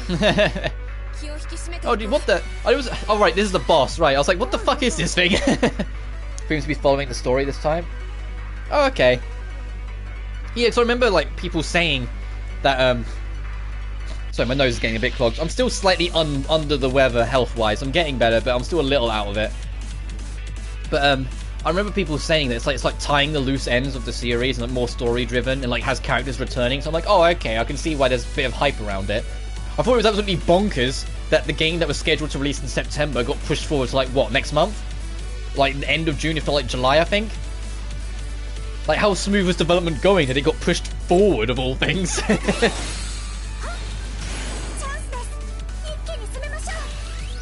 Alright, time to break it and do the one-on-one. This is my... If we can get this, this is probably my favourite new mechanic we've learned. Hopefully this will do it. No, damn it, we need a bit more effort to break it. Oh, it's nearly done. It's broke. Someone get in there. Okay, she's getting in there. Time for the 1v1. Did I get the counter? Yes, I did. Oh, damn.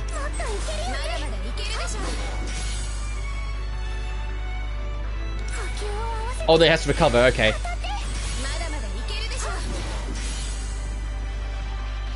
Now, gotcha.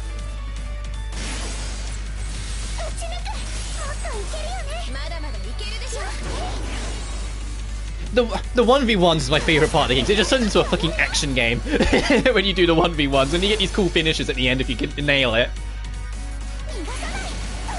Xenoblade 1 is a JRPG with more focus on the RPG section than the brilliant storytelling. Xenoblade 2 is a JRPG with heavy focus on the J section, and there are tons of annoying tropes and the writing is bad. I remember, so you have to keep in mind that I haven't played it, so obviously like my knowledge is limited. But I know a lot of people said it felt more anime-like compared to the first game. Whilst the first game felt more like an RPG, which I know was going to deter some people. Like, it's the same reason why, like, back when I was younger, some people struggled to adjust from Persona 2 to Persona 3. Because Persona 2 and Persona 1 and 2 are a lot more grounded and a lot darker and a lot more vicious in places. Whilst 3 onwards started to add more of an anime aesthetic to everything, and some people just weren't on board with that. There are parts you can enjoy for sure. Fair enough. I don't know what I was on talking, like, let me just try and walk the rail, like I'm a kid. I'm a kid again trying to walk the rail. Let's just advance the plot. But 2 fails at being a sequel prequel. Oh, okay. And so that's fair enough, dude. I didn't realise it until I saw it up close, but this is a cafe. A cafe? Oh, this must have something to do with your memories of coffee. Maybe it's a cafe you liked. Cafe, coffee.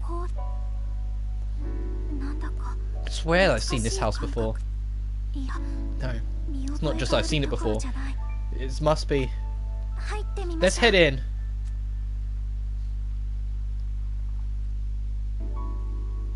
I'll say the other things I've been doing when I haven't been streaming this game, and where I've been like slightly under the weather. I've had a lot more free time to kind of just play other games.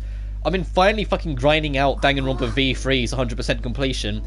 Had no idea one of its game modes was straight up an RPG. You know, this crime deductions game. Sure, has a game mode where you like pick one of your favourite characters across the trilogy, make them do like a Monopoly board game of life score mode to boost their stats, and then drag them into a dungeon to fight monsters with those stats. I had no idea that was a thing, and it's like, oh, it's the last thing I've got left to do for 100%. I'll probably get it done soon. Oh, the Monokuma. Oh, you know what that is too? To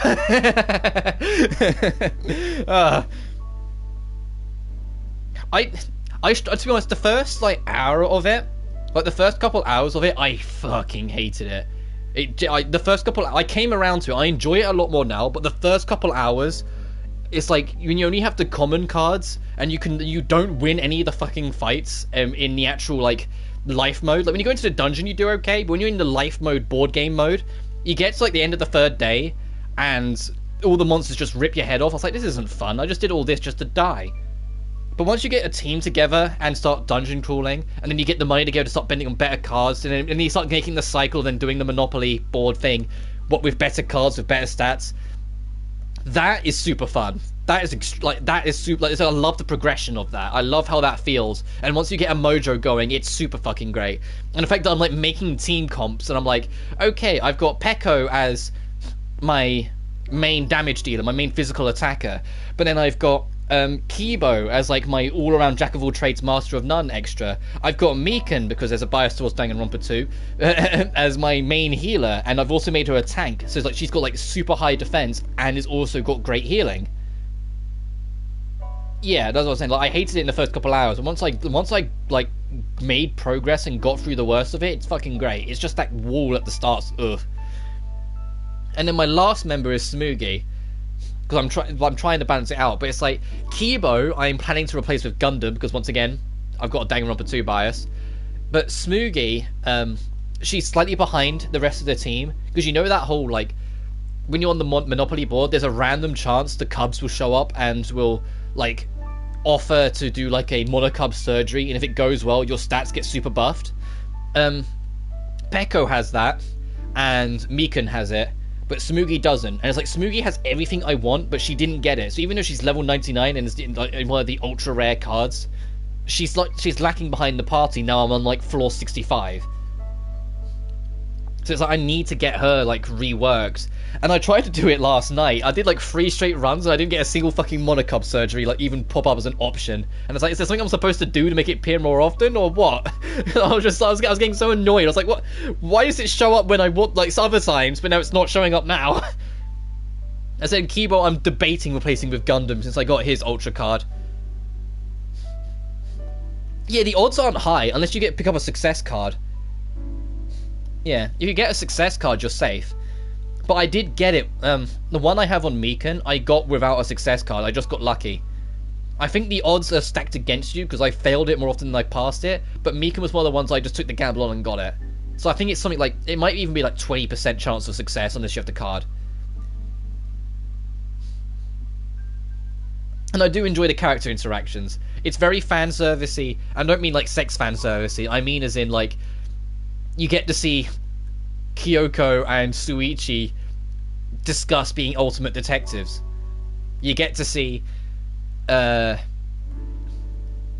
Hiro talk with Gonta about like the dumb shit and Gonta fall for all of his shenanigans. Or like I had I think it was like Sumugi, Sayaka and Toko talking about one of Toko's books. You know, like things like that. I was like, that's super charming to get all these characters crossing over and whatnot. The fact that when I played as Sonya, like I got a cutscene with Gundam and they were talking about walking back to the dorms together and both of them get shy about it, and I was like, because I love those two. Saying Gundam like, the dark divas of destruction will protect the dark princess, and like Sonya's like, oh, they're so cool, and then Gundam goes, thank you. I was just like, genuinely makes my day. Like I don't interact with shipping that much, but Sonya and Gundam, come the fuck on, come on. You know. Like the fact that they like especially in the actual game, like those two clearly liked each other before, you know, shit went south in the 4th chapter. Like they clearly liked each other and it's like, come on. Or, you know, getting Mikan and like, you know, things actually go well for Mikan for a change, but minus that one. Like, there's one random event scene you can get where it's like, she's in a hospital ward, and like it says, the first 2 beds, both of them are clearly faking it, and the third one looks empty. And it's like all 3 of them aren't fun. Like one of them it's just Kokichi, and I'm like, oh, this fuck. The other one is like another menace. I can't remember which one it was. And then the third one's just the Cubs, and I was like, the last thing I want is a conversation with the Cubs. You know. Yeah, I love Sonya and Gundam. I think what helps is that, I know like not everyone agrees with this, but I think Sonya's a fun character. A lot of people find that Sonya's kind of just there by the end of 2, but I enjoyed her for what she was. But Gundam is genuinely like peak character writing. Gundam is like probably still my favourite character in Romper as a whole. As much as I really liked Kaito in V3, Gundam is just god tier. He's such a fucking fantastic character in both design and writing. And what helps is that the way he portrays himself, it's like he's a very morally ridden person. Like he has a set code and he obeys it to the nth degree, but he doesn't like people thinking that. So even in his final moments, he's preaching about how he's the ultimate evil, when in reality you know that the reason why he killed Nekomaru was solely to act as a force of survival to give everyone else the chance to win. Like, you know, he was doing the most selfless act imaginable he could do. He effectively committed suicide solely to make sure everyone else could proceed. And it was like, you know, like like Gundam was such a a well-made character in a game filled with mostly well-made characters, you know. Anyway, this is, I knew it. This is the other one. And I was talking to my friend about it, who's never played Danganronpa, but he's kind of vaguely interested, and I end up bringing it up a lot. My other one is Hajime and Mikan. That's like the only other thing vaguely considered a ship that I would push. Because I felt like Mikan deserved better. And I felt like, as much as I understand what Chapter 3 was doing, I always felt like she still deserved better. And I liked the fact that it was very clear, especially through Chapter 3, that Mikan had a crush on Hajime. And I wanted to kind of see that go somewhere. In all seriousness, in a sequel, I would love to see an actual proper canonical relationship happen within the characters full stop. Not just because I think it would be extremely heartbreaking when that's eventually ended because of the nature of the game, but because I think it would just be a nice different thing to see in the game, to see a different approach, especially if it's a relationship with the main that involves the main character. Like, imagine, right? Let's use V3 as an example, and we're going to play around with the idea a little bit here. Imagine if Shuichi and, say, Tsumugi started a relationship together. I'll get to your point in a second. Let me finish mine and I'll read that one. But imagine, like, say, just for the sake of being rhetorical, Shuichi and Tsumugi got together. Imagine how much more hurtful to Tsumugi the twist would have been in case 6, when Tsumugi's the mastermind.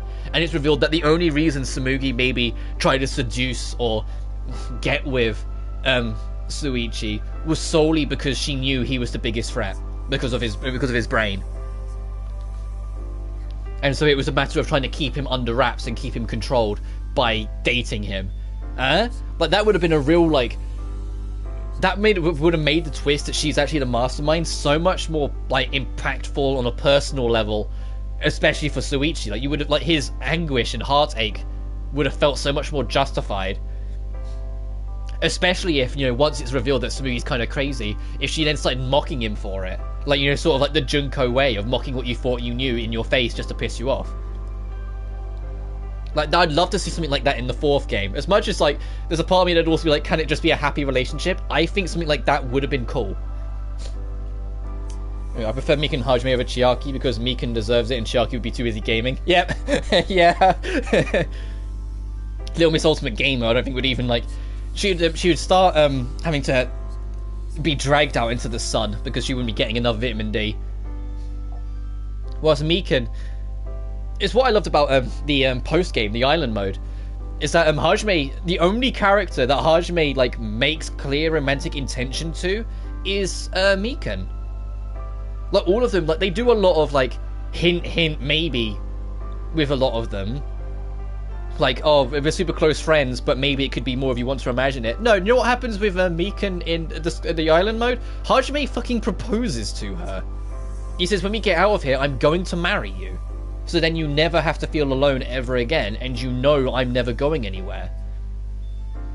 And I was like, come on! Hajime Chiaki, good platonic. Hajime Mikan, good romantic. Yeah, I think that works.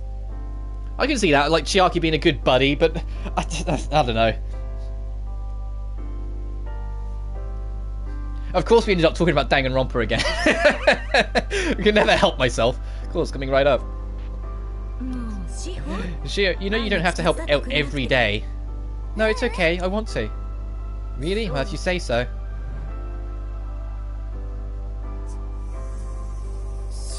Shio's memory. That woman's voice, it must have been... Yeah, I think it was my mother. So then, does this mean this is... Yeah, I remember now. This is my home, Cafe Rattan. Rattan, sorry. I see. I didn't take my shoes off! This is just a memory, you know. Oh, right, sorry, force a habit. I think I'm starting to remember my friend from the train. You ballet too? It's her, oh my, it's her friend Hina from the first game. That looks like the outline, or like the hair being short. Is her friend the first game's protagonist? Because, you know, Hina was also a ballet dancer. Is that how we're going to get the first game's protagonist in this? That looked kind of like her. She was one of our customers. So you met at the cafe? Yeah, after that we would chat whenever we ran into each other. That time when the train was the same. I think something happened after that, but maybe we should go back to the trains? Yeah, you might be able to remember another thing now that you remember the cafe. Turn to the station, get on the train. Can I go back in here, though? Oh, I just wanted to look around. It's only a cutscene, damn. Oh, let's raid the bin, at least. But then the other thing, like... And I don't know, like... I was originally considering making a video for it, but I don't think I will, because it's like, I don't think I'd have enough to talk about it. But I'd like to see them try and take the post-game of Danganronpa games a completely different direction if they ever do another one. Because, like, the RPG mode's super fun, don't get me wrong.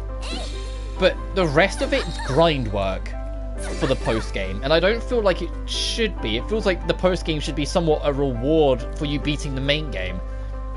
And, like, the first two, Island Mode and School Mode, are literally just 100% grindathons. And that's it. And with a little bit of flavor text at the end to suit your needs. And the third game kind of has that, but cuts out the grind work a little bit by just making it so you can just keep on hanging out with people. Wait, hang on a minute. There's another memory fragment there? Okay, we'll try and get there as soon as we can. I was in the RPG mode. I said the first couple hours, I was genuinely hating it, but I eventually came around to it. But like with the fourth game, I don't know. I just want more stuff that it has nothing to do with the grind, nothing to do with like the leveling, nothing to do with, you know, maxing out characters, and it's just like fun side shit with the characters. Kind of like basically lean more into things like that little RPG, but just take it in random different directions.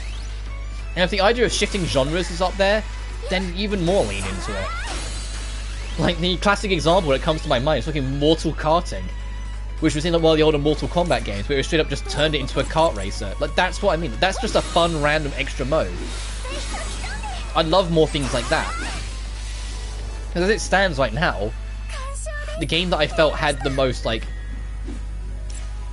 easy to just enjoy for what it is post-game was the fucking spin-off. And you know why? Because it didn't have one. Ultra Despair Girls only really has chapter selects and the gallery. Whilst the other games, you know, have the grind mode, like, in your face right from the start. And I was just like, ugh. Like, I get why they're there, and they're nice to have. Like, you can't really get rid of them for completionists, otherwise you'd be reloading the same chapter over and over again. But just have more crazy things. Yeah, let's go back to, I kind of wish there was more. What doesn't help is that School Mode and Island Mode were both designed from the ground up to make you do it multiple times to get everything. Because you straight up, I can imagine you probably can if you're like really hyper specific, but you straight up are unlikely to finish the final objectives to actually get the good ending on your first run, because no one's stats high enough. You almost have to do at least 2 runs to even survive it. And the idea of you to even get anything out of the post game, you have to do something twice is, you know, for a casual audience who's never heard of it, never got into it, you're not going to sell someone on that, you know? Be it twice before you actually get your ending. Come on. You know, like, it's not near. It's not like the game radically changes between endings and it's actually just a chapter of the game. No, you're literally doing the same thing again. We're going to a different ballet school from now on. I've been going all over the place to learn from different teachers. It's pretty exhausting.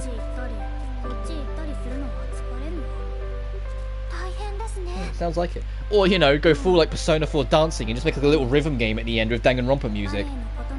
I'd be down with that. I think that'd be kind of fun, because there's a lot of beats in the Danganronpa series I'd love to hear again. Speaking of, that's probably the only thing I'll still criticize about the Despair Dungeon thing in V3. When it's the 8-bit remixes of the older game's theme, it's great. When you're in a generic dungeon, and it's like that proper like Genesis era grindy remix of like the Ultra Despair Girls theme, I fucking hate that remix. It like hurts my head after a while. It's so like ear grating, I find, and it's like that annoys me because I love the Ultra Despair track on its own, but that remix just doesn't click. Waiting for Danganronpa Arena Ultimax that the kids use the talent to fight. I would love a fucking Danganronpa fighting game. In all seriousness, I think they could do something really creative, and I think the fighting game would genuinely be able to address probably the biggest universally agreed problem with the franchise, and that's most characters don't get to use their talents in anything. You know, like, imagine like you're playing as Soda and he actually builds shit in the fight, you know, ultimate mechanic. Or you're playing as Byakuya and it's like, I don't know, he has like a bunch of moves that like affects like a bar that's like his stocks, because you know he's the affluent progeny, and like if you max it out, like he gets superpower like he's Phoenix Wright or something. Heck, Kyoko could play like Phoenix Wright in Ultimate Marvel 3. Be a detective finding clues, and when she finds them all, she makes her case and wins. Yeah, I would love a Danganronpa fighting game. I think that'd be super fun. I'd be curious, like, if they got all the characters in, because let's be honest, like, firstly, make Mukuro her own character. Don't make it so it's just Junko. Even if it would spoil the whole thing. Like, imagine Yashirova and Insecure only had like a 30% chance of working. That would be good. No, I'll never use him, but that'd be funny. You just pay, yeah. Byakuya just pays the opponent to stop fighting. Or maybe the doppelganger, instead of it just being imposter Byakuya, the doppelganger can be like the Kirby of the game and like use like a mixture of skills from the opponent he's facing, sort of thing. So then he's doppelganging their abilities, sort of thing, as it goes. And maybe just his appearance is like, his appearance is just vaguely similar to the character he's mimicking, but just, you know, has his actual body build.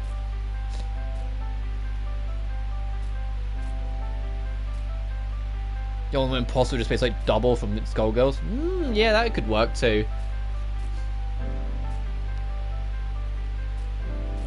And you know, I think the ultimate thing is if they made the Ultimate Hope a brawler, they would have to make the Ultimate Despair a zoner, or vice versa. I feel like if one of them is like right up in your face, the other has to be super distant to keep them opposites.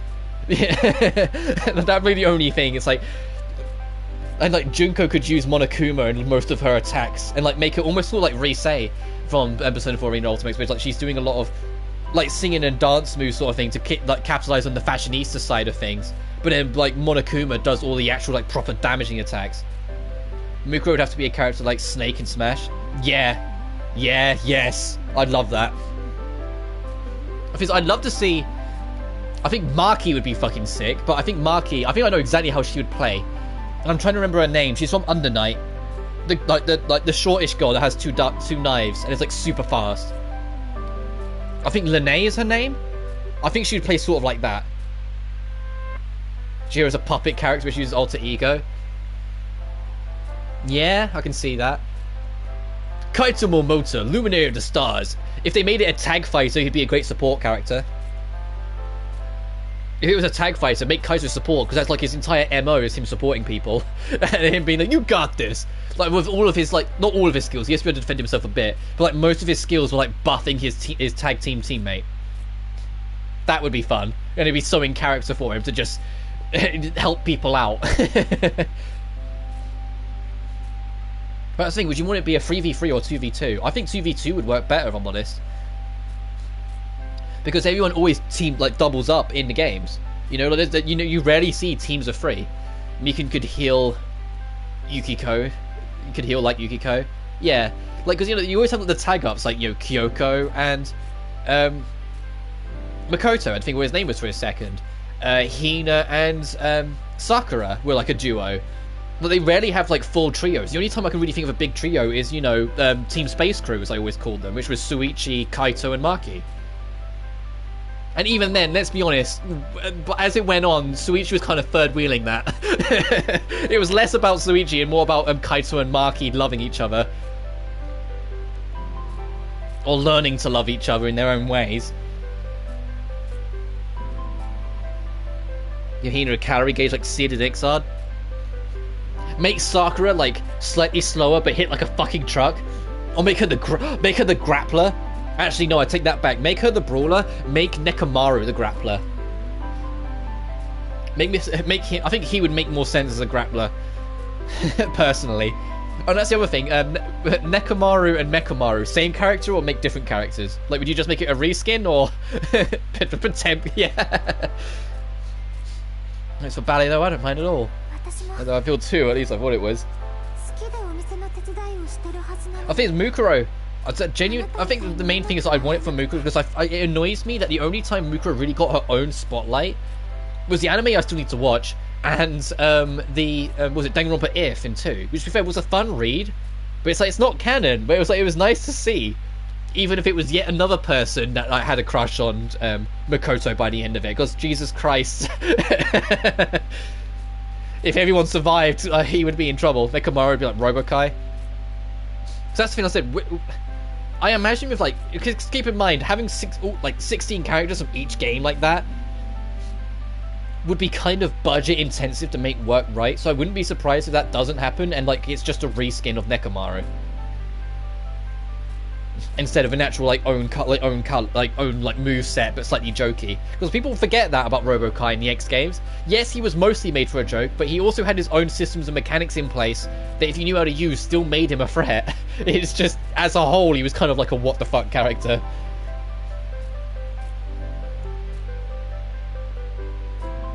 Make Kokichi like Dad Hibiki from the Street Fighter games. Make him like super taunty and like you don't play him to win, you play him to have fun kind of character.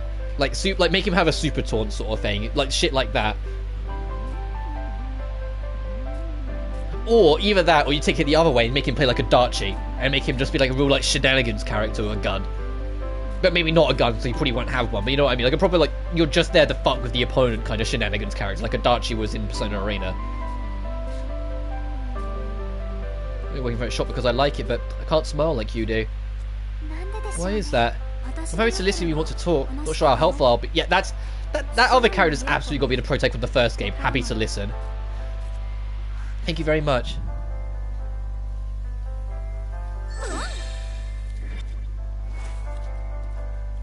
You go Kichi a taunt. Give him a taunt where when he dies he tells you it's a lie and gets back like 10% health back. Well, you sort of like, I mean, or they do like the whole, was it Jason in Mortal Kombat X? Where it's like, if you don't beat him with a special, he'll get back up. But you have to beat him with a special for him to stay down, or like take him down so many times if you don't. Where am I even going? Okay, I'm going to nab that memory, and then before we go there, I'm going to return the base to see what we can craft and make. Because we've been here for a while defeating a lot of enemies, so there's got to be some decent shit we can make now.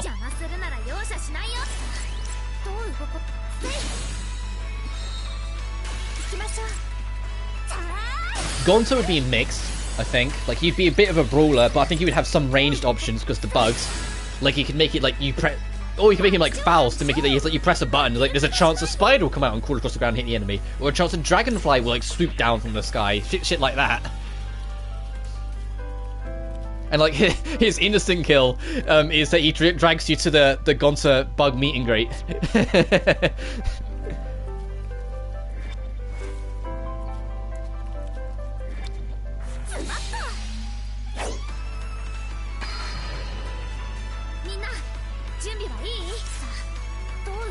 I think Ryoma would be annoying to fight against. I think he'd be that kind of character just because of his height.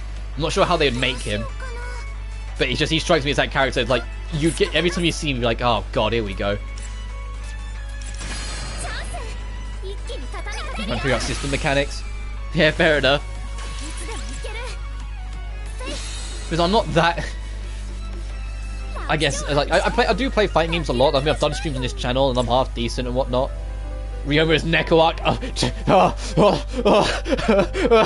Fuck, why would you do that? I imagine they'd make them more like, was it Gotenks in Fighters? Or Fighter Z? You know, they're not impossible to deal with, but they're annoying. And they could make him like partially a zoner because of the tennis. Oh, I used to be a businessman. He started this cafe because I transferred schools. You transferred? Yeah, when I was in elementary, I caused some trouble. You had to transfer. I had no issue with what I did. It was the result of me following my feelings after all. What did you do? Slap a bully? But because of me, my father had to... Oh, actually, I was saying that as a joke. Actually, I forgot. She's the friend of Coco. And we know from Coco's story that she got into fights often when she was little because she stood up to bullies. And cannot be hit and zones you out from the full screen. That's, yeah, Ryoma sounds like the, oh, look who, let's see who ends up on the ban list. Oh, it's Ryoma, who'd have guessed? That kind of character. Yeah, I think if you're going to make him like a complete zoner that's really difficult to hit, you have to make it so he only has like 1 HP. Or like, it's not one, but like, there's like the least health of all the characters or something. That's why I don't know how I really feel about it. That's why I help out the cafe every day. It's like I'm a prisoner, atoning for my sins.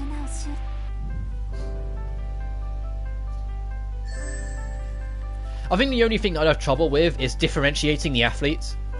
Because, you know, every game has like an athlete-esque character, and it's like... Akane, she's got more muscles, so like she can be more physical, but it's like, after that, Hino and Tenko, they both kind of like fulfill the same condition a little too much. And it's like, how would you like separate them two, not?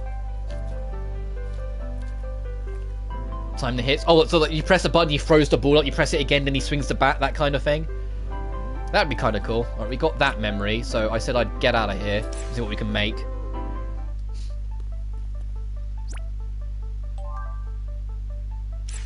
That was a good time, what's up?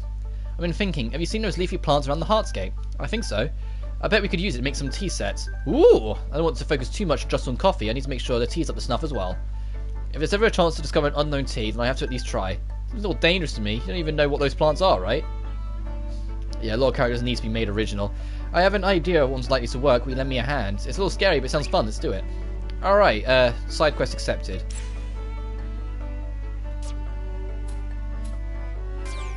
So we have to look at things they do in games and what their fighting style is based off of. Yeah.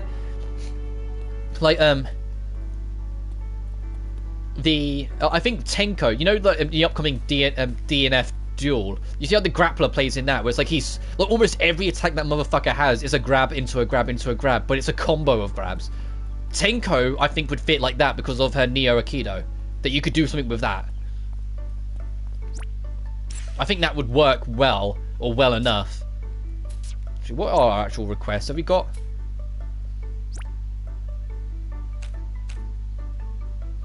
Oh, make tea. Okay.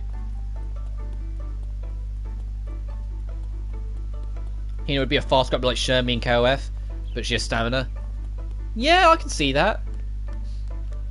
The only thing you have to be wary of is, I said the height indifference. I know like Hina's not tiny, but she's like 5'0" or 5'1". So there is an extent of it, but like you have to be slightly careful. Like of how she would work without making her too powerful. I would make Kibo have like a dragon install, but instead of it being a dragon install, like like transforming, the transformation is he gets all like the weapons and armor and shit from chapter 6. Like he plays kind of normal and it's like some tricks and thieves. So I guess sort of more like Igus, just instead of Orgia mode and like that being the burnout system, more of like the actual like you use a super to install like the weapons and whatnot.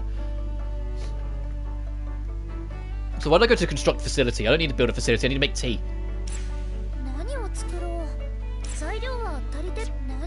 I was thinking to make a spicy snack. Let's do that so we've got that added.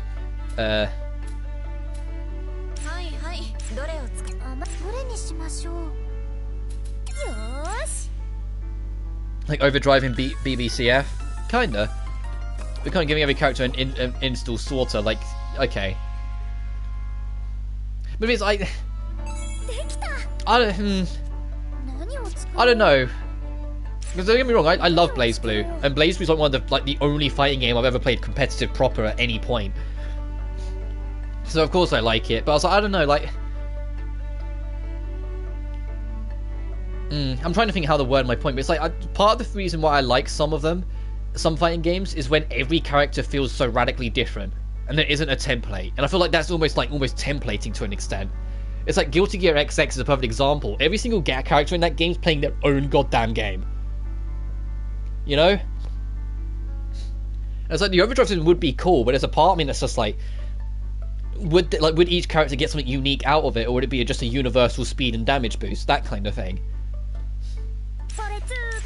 And once again, it's entirely just like, you don't have to take it as like word as law. It's just like my thoughts and feelings, sort of thing.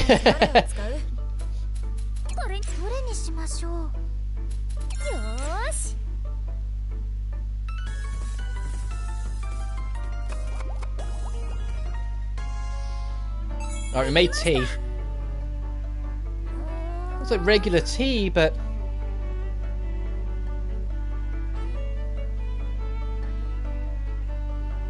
I think only a few characters will have things just to make the game more crazy. Yeah, I was talking about this at the very start of the stream, but I think it was just before you guys hopped in. My biggest thing with fighting games is that I'd rather them be fun first. Like, I get that there's a competitive scene, and getting a good place in a competitive scene is great for revenue and whatnot. I get it. I 100% get it. But if the game's not fucking fun, it's never going to get a competitive scene no matter how competitive you make it, you know? Make the game crazy fun and fucking bonkers and imbalanced as hell, and then when people enjoy it, balance it later, you know? Figure shit out later.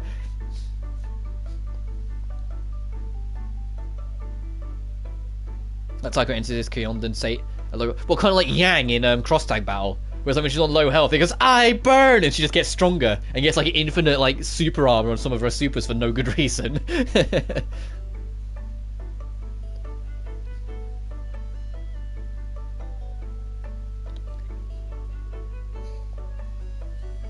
It's like regular tea, but I mean, I get it. There are some games that are almost like designed from the ground up to always have been competitive. Virtua Fighter is a classic example. That game, literally from its birth, was designed to be extremely technical and extremely on point, and every character does extremely hyper-precise things. And it's what sold that franchise, the fact that it's like the most technical fighter on it. But it does not every game needs to do it. The only problem is that no company under the sun is effectively legally allowed to accept fan ideas like that. So even if you did it's like the most nth degree of perfection, unless there's money involved and you're part of a team prepared to actually put it together, they legally won't be able to accept it because it would be difficulties of revenue distribution, because they would owe you money if they then used it, and it would just be a lot of technical things. They would never accept it, sort of thing. But that doesn't mean it's impossible for you to not do anything. Spread the word. Make a point of like explaining what would make this so cool and what make it, and encourage other people, and then eventually make a voice spread. Even if you're just one person, if you can convince 2 other people, that might be 2 other people that might then talk about it to 2 other people, and then 2 more, and then 2 more, and suddenly you start to make up a small collection. It might not necessarily go anywhere, but you got to try something, right? Like, I've been pushing for years a Data Live or Neptunia fighting game. I'll take either or if you want to be nice, cross them over, because they've crossed over before. The Data Live mobile game has Neptunia characters in it. They've crossed over before. Make a fighting game with those 2 franchises, because I think they would also be fantastic picks because of how different and varied the characters are in both. Especially on the Data Live side of things. Kurumi's like time bullshit would be great fun. Rallying people for Danganronpa Fighter Z right now. But genuinely, like, if the Danganronpa franchise isn't going anywhere, like, isn't moving anywhere anytime soon, because the main team's working on Raincode, and, you know, Bandai's not sure what to do with it, do crazy spin-offs then like that. Because Bandai have made it clear they want to keep doing things with Danganronpa, even now the main team's not working on main games. And it's like, well, there's a good idea for you. You know? Make a fucking fighting game. That's like the easiest, not the easiest, because they're extremely technical and you have to find the right team, but like the easiest, like, can attract an audience kind of thing to make, you know? If they're not going to make a fucking Danganronpa kart racing, you know, like, they can give us a fighting game. And like Gundam, they could exaggerate him, well, more than he already is. All of like the tricks he says he can do, like all like the magic dark arts of hell, make it so he can actually do all of them in the fighting game. Yes. I'm going to drink it. Are you sure?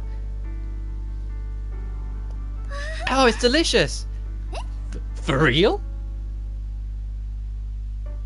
Whoa, you weren't lying. It might even be better than regular tea. What should we name it? How about mystery tea, since we don't know anything about the plants we got it from? Well, that Sakura game they promised in DR1. What do you mean, that weird, like, action game thing they kind of set up in that one random dream sequence? Oh, yeah, that was really out there and weird. I wonder if they ever would. And they just make it play like God Hand. And it's like over the shoulder, you just punch the shit out of everything. I'd play. I probably would too. To be honest, even if it was like utter shit, I'd probably play, unless it was like really out of my comfort zone sort of thing, I'd probably end up playing it anyway. Just because I'm curious to see what happens next with the franchise, what they do next. Even if it's not canon, I just want to see what they do next with the franchise at large. And I think taking random genre jumps for spin-offs, I mean, like I said, it works for Persona. Why not jump on it, Bandai? It's not like, you know, you've got other games that made a shit ton of money that you can fall back on if it doesn't work out well. Like, oh, I don't know, Elden Ring. You know? So I've got score to try and catch another stream. Alright, cheers, do know. You take care, man. I'm gonna go finish the roster for Danganronpa Central Fiction now. We need to find a final. We need to make a name. That's your objective for next time. Think of a creative name that fits Danganronpa. Anyway, how do we name it? What about Mystery Tea? I don't think anyone would drink that. Let's just call it tea, like normal.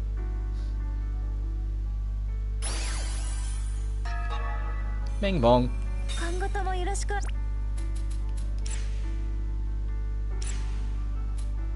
Sure, I'll take the defense boost.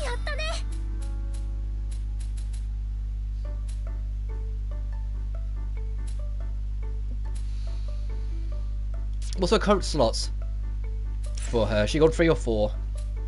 She's on 3. Okay, that's yeah. I'll give her a 4th. Yes.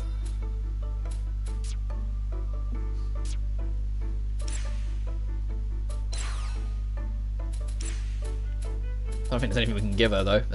It's fine. We'll get to it.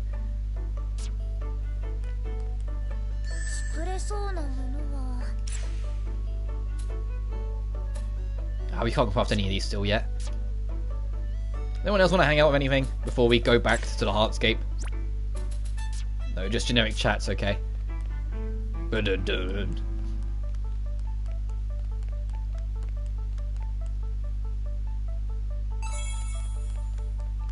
I'm still a ways off. Yeah, level 16. I'm still a ways off from the Riser dungeon. Following the how how this dungeon is, where we entered it like a level or 2 under. I think at like level 23 or 4 will be okay to enter it, instead of the 25 it recommends. But we'll see. I might leave it till 25 just to be on the extra safe side.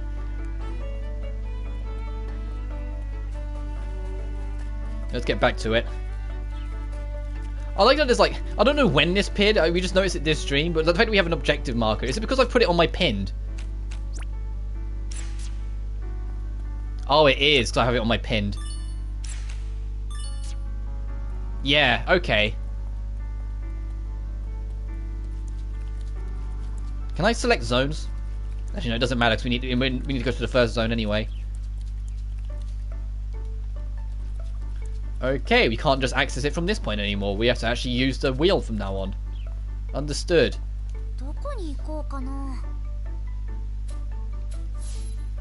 Yeah, see, that's what I mean. Like, it's why this one doesn't show a level thing, because you can just pick a zone.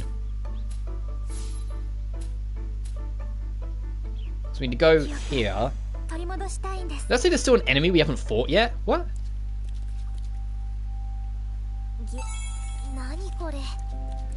And we still need to also figure out how to lower the water level so we can go get those extra treasures. And we need to make an axe so you can like break that wood in the first dungeon. Ah, screw it, you're right here.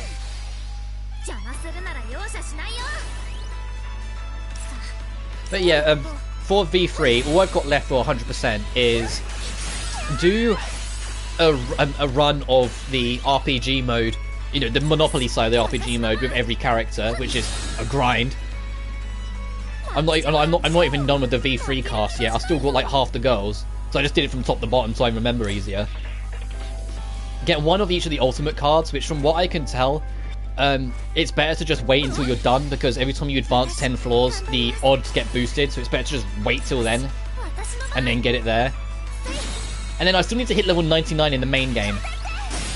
I'm like level 93, and that'll be easy. Like, I could do that mindlessly. I could literally like put in a elastic band around the controller and just have Suichi like run around in circles or something to get the experience and leave it. But that's it. But then after that, I've done it, and not only have I done it, I would have done the entire franchise 100%. Every single one of them would be platinumed, because I did 1 and 2 shortly afterwards, because they were pretty, not quick, but quick enough grinds. And Ultra Despair Girls took an afternoon once I actually sat down and did it. It really wasn't that bad to actually 100%.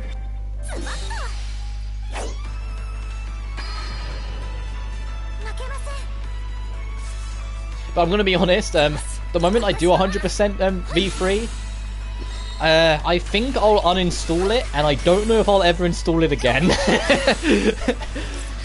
So I'll probably like go through like 2, maybe even 1 again at some point.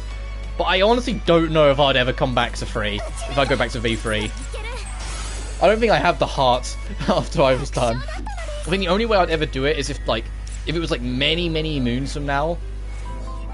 Like if they got rid of the recording restriction or like ported it to new platforms sort of thing. Like if there was like an official PS5 port that didn't have the restrictions, then I would install that one at some point or another to be able to stream it and then be able to talk about it whilst playing through it and have it be more like collected with the rest.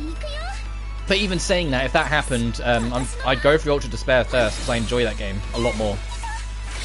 Despite its problems, I had a blast with Ultra Despair. Well, that's the thing. I'm curious if they would ever do like another game like Ultra Despair talking about spin-offs. Or like just straight up Ultra Despair 2.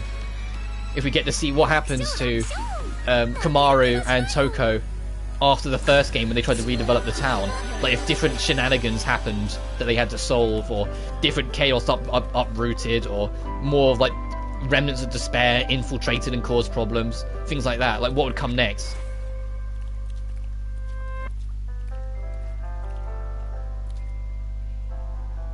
Or if they just make the same sort of genre game but with different characters.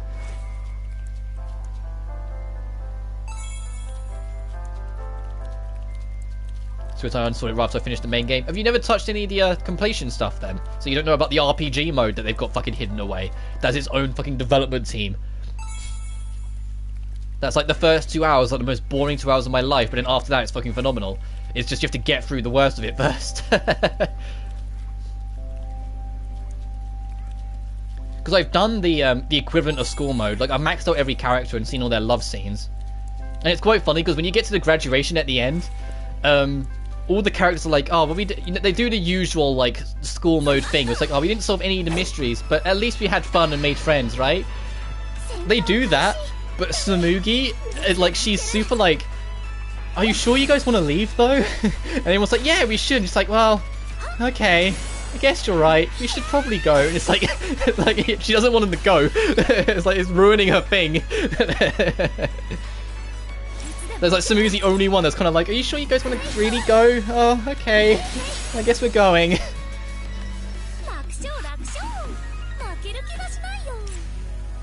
And Angie's kind of works weirdly backwards. Because when you max out her friendship, her thing is that that Otua has decided that you have to marry her. Her, like, the love side of it and the love ending is Shuichi convincing her to slow down.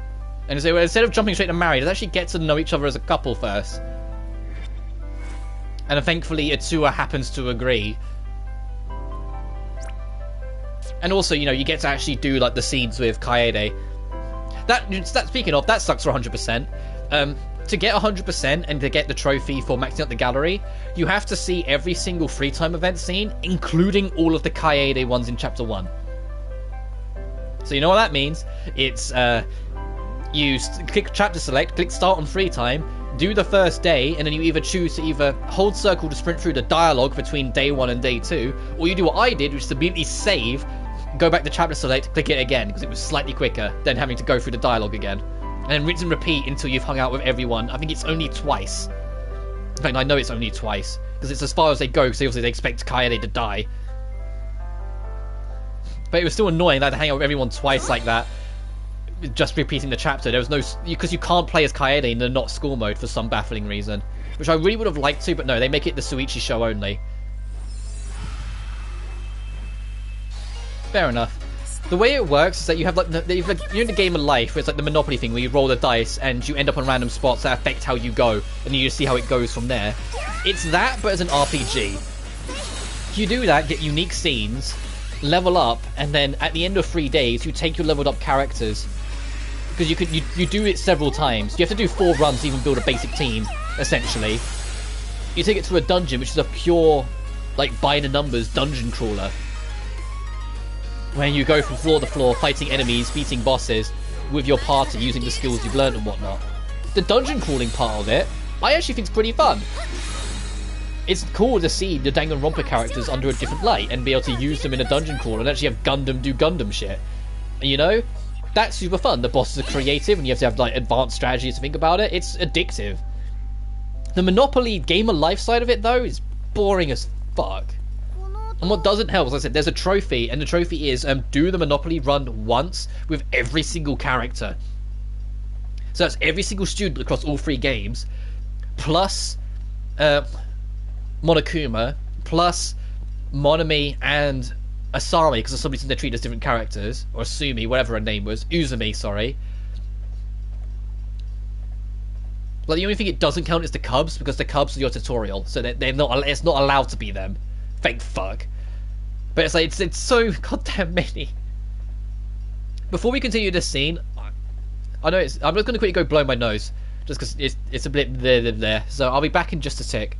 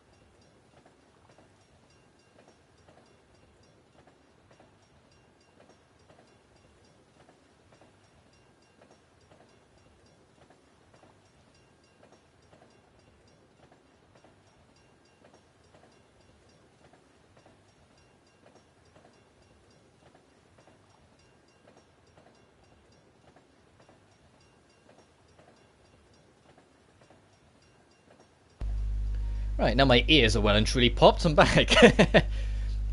This sound. Oh, that's Yuki. This sound! Sounds like the train's running. Which means... my memory. I feel it flowing back into me. Hey, Shio. What if we stayed on this train and just kept on going? Huh? Where would we go? I don't know. The end of the line? I feel like it's just doing something bad. I want to leave everything behind and go see or do something I've never done before. You want to escape this boring day today? She always listened when I needed to talk. And then she asked me that if I wanted to go somewhere far away.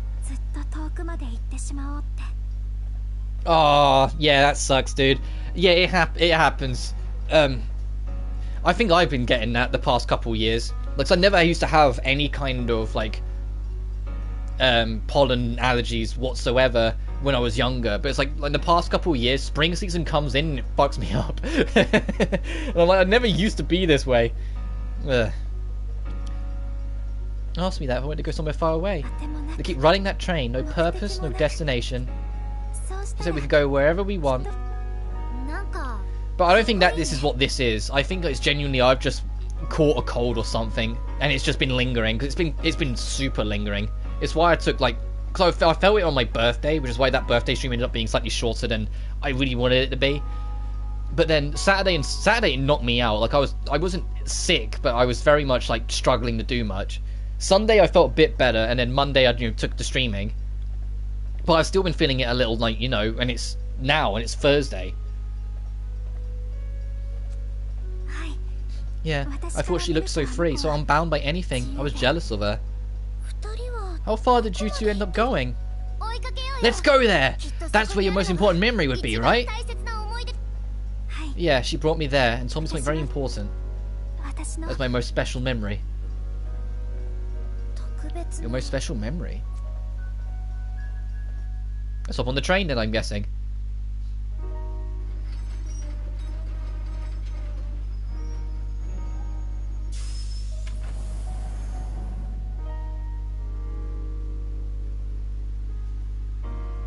Oh jeez. This is amazing. Buildings as far as the eye can see. This must be how Shio saw the world.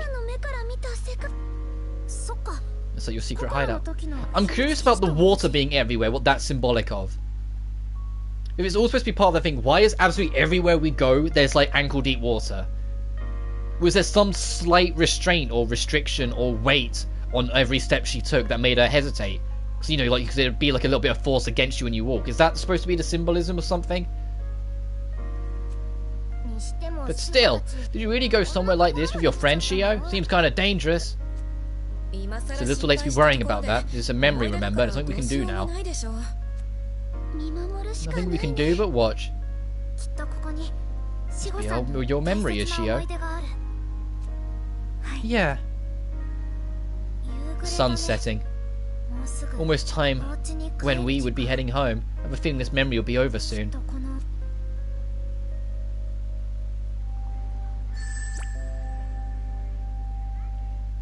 Oh, wow, okay. So up there, and then we have to kind of go down to get to this. And we can't get up there yet, nor can we get there. So go for that first. Swing around to get that, and then nab that. And then we'll go down. So lean north, essentially, for the whole thing. Oh, what's this? What's that thing? An evil teddy bear.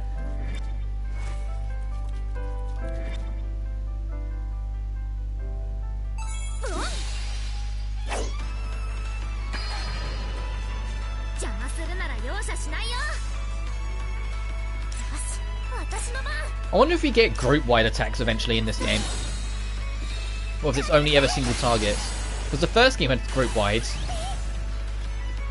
And we got them kind of early too, if I recall. Like, it was like literally like the first proper dungeon we had some access to basic group-wides.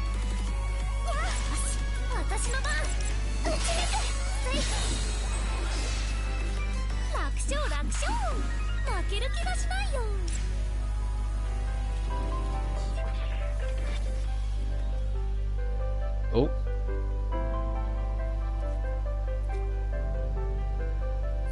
Should we rest up here for a bit?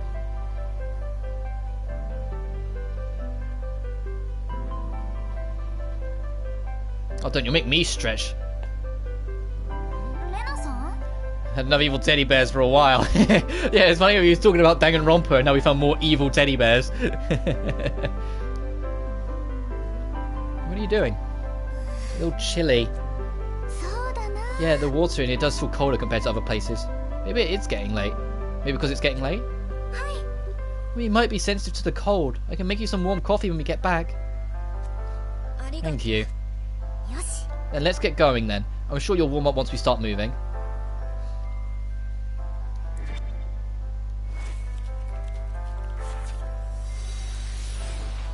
I must have really been into ballet, huh? Don't turn around. Got ya. I meant to turn around, but I got it. Oh yeah, and that Guilty Gear announcement that we got yesterday. No character announcements, unfortunately. It's kind of standard for a Japanese showcase, where it's kind of not that big and kind of like lackluster.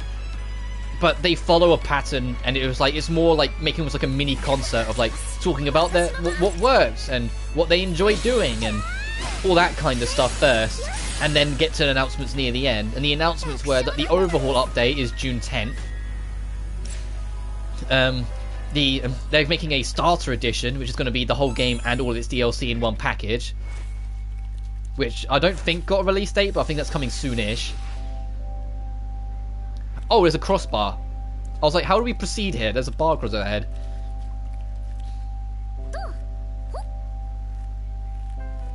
Yo, Jesus, look at that upper body strength. If I couldn't do that, I would have fallen.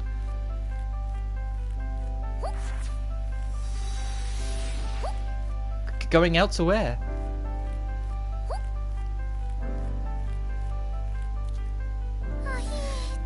Just look down.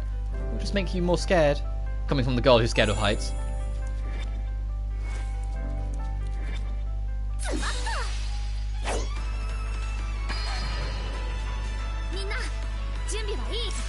Oh, there's another two of them.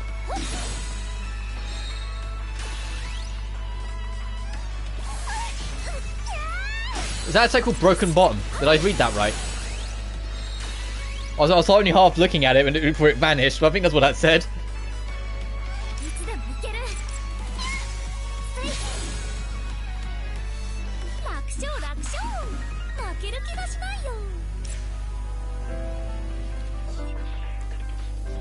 See what this fragment is. Right, Shio, we're going out. Going out to where? You don't have a place in mind? Oh, well, I want to go to an arcade. I've always wondered what those are like. What? Have you never been to one? No? Wow, you must really been to ballet, huh? 2 more. One's there. Last one's there. Okay. And there's a boss blocking our way forward, so we have to go deal with that.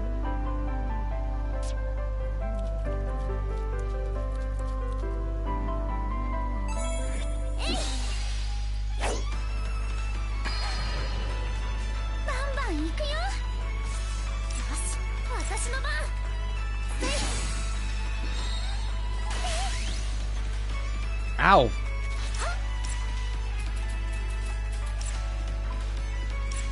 It's like, help, heal.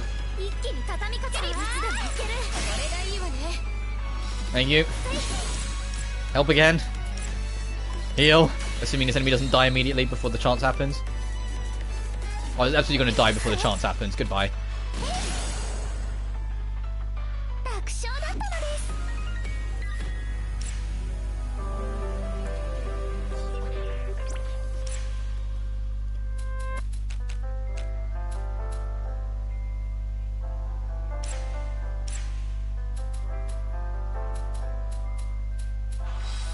Well, okay, they weren't kidding when they said extra small, Jesus.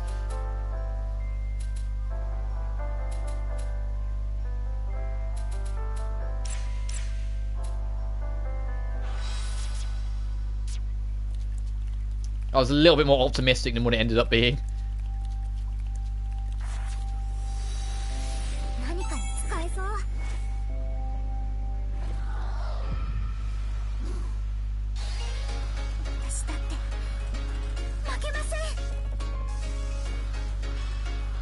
Oh, this feels like a track from the first game. There's that same sort of slight tech vibe to it.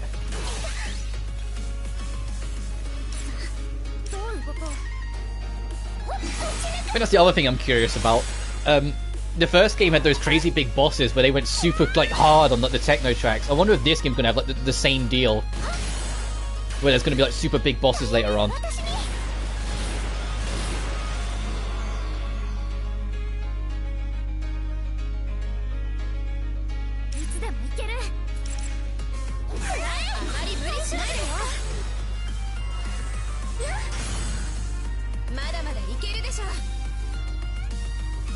Did she get the last shot? Yes, she did. And a badass spirit design. Or reflector design, sorry.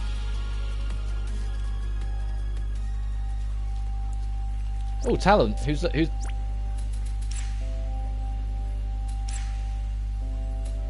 Oh, is it because you leveled up you got access to this? Sure, have the extra health.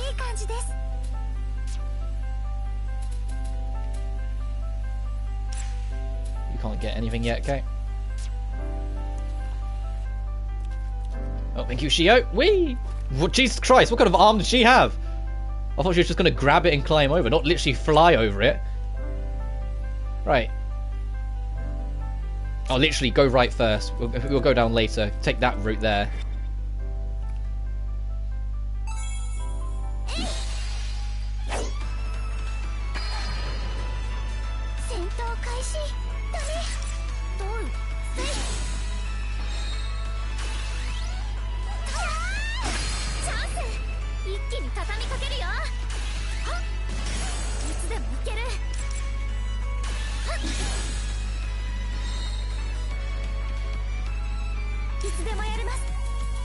I'd rather... That is your healing one, isn't it? Yeah. I'd rather you heal yourself. And then we get these guys in. There we go.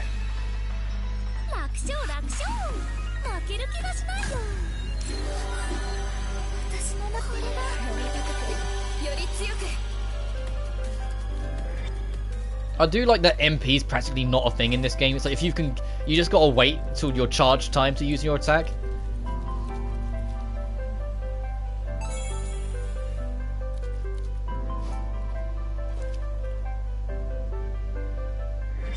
Oh, you're okay. There's no way we can avoid you. 3 of you, okay.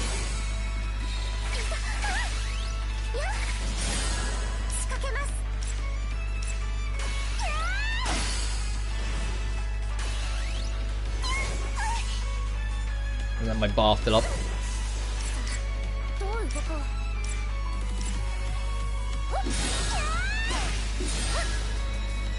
Oh, they died that quicker.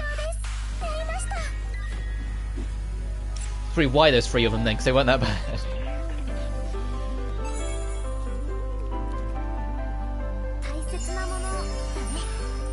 We can make an axe!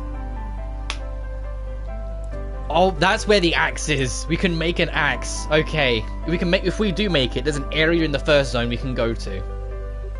Okay, so we can take this over, get that on the way up, and then come back down and nab that.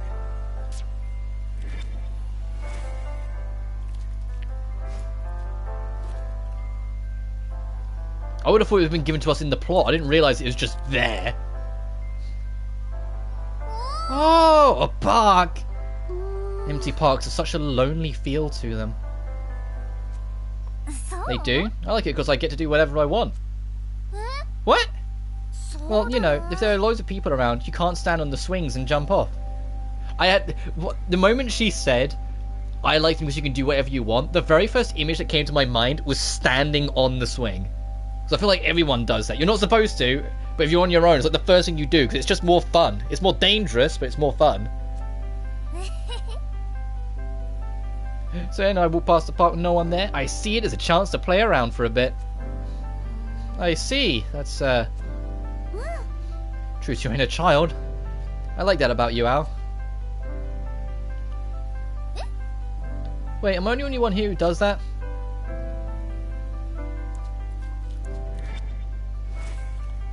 I think when I was like 9 or 10 I did it. I can't remember the last time I was on a swing. I've been at parks, like, there's been a couple times, you know, you see like in the TV shows where it's like you take the date to the park and you push her on the swings while you're chatting. Like, I've done that before, where I've had like a girl that I've been interested in or just close friends with, invited her out, and as we come by the park, I've just pushed her on the swing while we chat. Because it's harmless, sweetness, you know?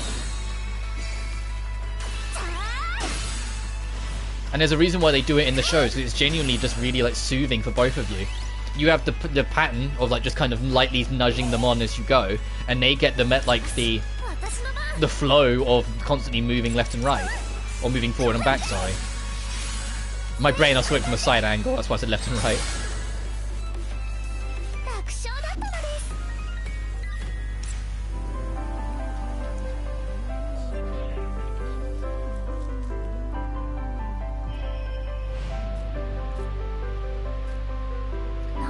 This is like some kind of adventure. Adventure? Yeah, it's like we're making our own way into an unknown land, cutting through a jungle of buildings. Having getting across the seas of people. The only things in the park I used to live by there were only those baby swings. Yeah, fair enough. When I was like super little, we don't anymore obviously, at the bottom of our garden we had our own swing set, and what we would do is we would take the swing and we would throw it over the bar so the rope would get entangled on itself slightly, and then do it a couple of times, because then it would make it so the swing itself, it gets raised slightly higher because there's less and less rope hanging. So even though it was a baby swing, because it was intended for my older sister when she was a toddler, and it was just kept around for me, as we grew up a little bit until we sold it when I was like 9 or 10, we would just throw it round. I don't think we sold it, I think it was scraps for parts because it got a bit rusty and a bit damaged. And so we'd always so we'd grow up with that. But yeah, like, the last time I think I was anywhere near a swing set, I think I was like 18 or 19, and it wasn't for me to ride it, no, it was to push a girl I liked at the time on it, whilst we were chatting. Yeah, it's like, no, if it was actually, I was 18, I remember it for exactly now, I think. I wasn't 19, I was 18. Because I was right at the very end of college, when and it was like after college, we just met out and went for a park day, and it's like I brought her ice cream, and we hang around the swings and chatted for a bit. It worked out. we did end up start dating for a while afterwards. We didn't stay together because, you know, life happens. But it worked out at the time. It was a very nice first proper date between us. It's like we're making our own way into an unknown land. I think it felt like an adventure to me. Is that weird? No, not at all. An adventure. Now you put it that way. This feels quite exciting. Right? Right, one more. Which is next to presumably the boss anyway. What's blocking off over here? Oh, okay, barriers. Yeah, and we can't get through it now. I can't help but feel like, because the first dungeon had something like that too, where it was just an area you can't access just because. I feel like some of these dungeons we're going to revisit later. Which would make sense, because there's at least, 10 or 11 chapters in this game. I imagine there might be something close to 12, like the first. There's no way they're going to make, that many completely unique dungeons. What they might do, I'd be very surprised if they did, because that's a lot of budget to make so many unique, completely different locations like that, with nothing getting reused or redone.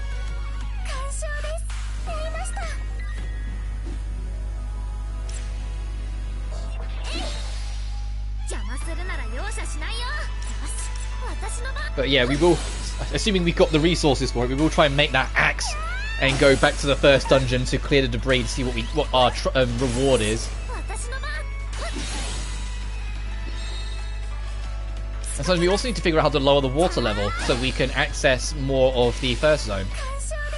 Because there's parts of that map that we just can't get through right now because the water, for some reason, the characters can't swim through shin deep water.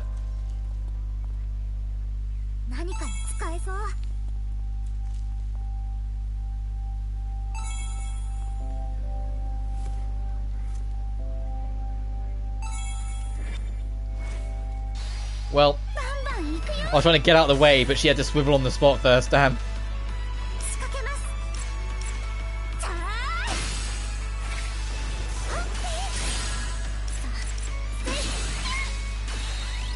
Oh, yeah, we're doing alright on levels. I'm looking at the damage we're doing per strike. It's like we're doing okay. I've been kind of on the ball with this for a while now.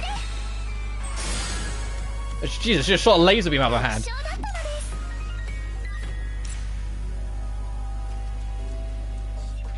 Okay, there is more stuff to pick up over there.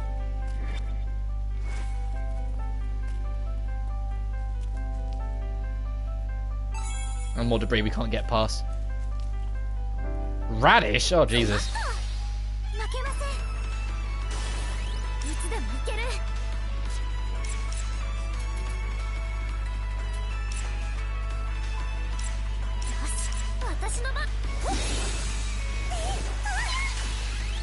It's okay, Shio. Your heal is coming. Just wait. There it is.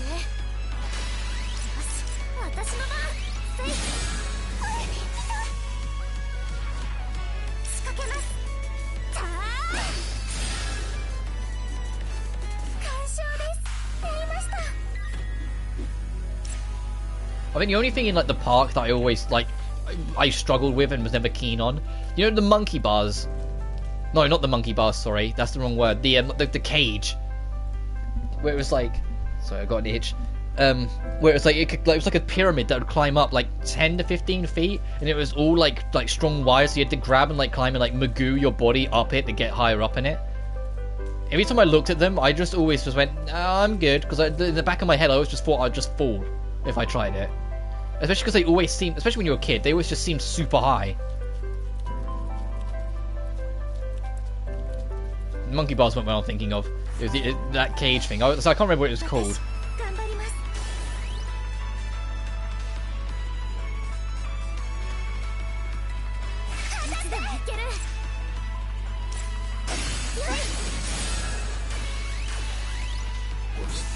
Ow!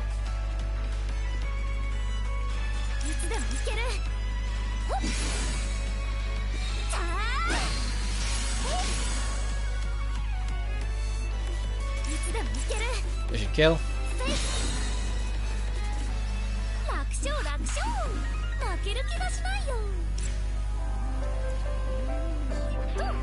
Can't really get away from the tracks we're on. Oh, my school had one of those. Yeah. I mean, the kids that did, like, when I was little, I always thought the kids that could do it were super brave. It's like, nowadays I'm an adult, I look at it and I'm like, oh, that's not too bad. The odds of us falling weren't likely. It was just when I was a kid, it just scared the shit out of me.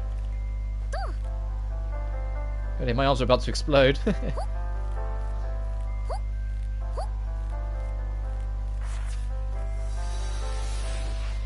We're just like trains on a set of tracks, aren't we? Symbolism. So I'm going to get this last memory, and then I'm going to retreat back for the final stock up, because I think the boss is in, like, the main boss of this chapter is impending. And I want to see if I can make that axe. I'll fight these guys as well.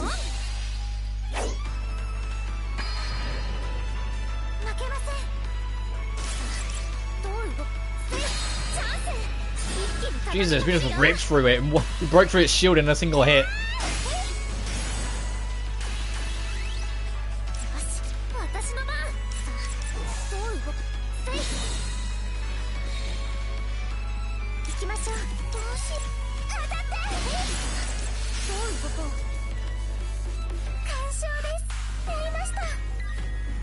They always had to put a 5th grader near the top to make sure none of us climb too high. Yeah, that makes sense. Put a big kid who's a bit more sensible near the top. That makes perfect sense. It's like a set of tracks, aren't we? What do you mean by that? You want me to get away from the tracks we're on? We might have gone off the rails a little today, but tomorrow we'll be back on the same old lives. If we stayed derailed, we wouldn't be able to go back.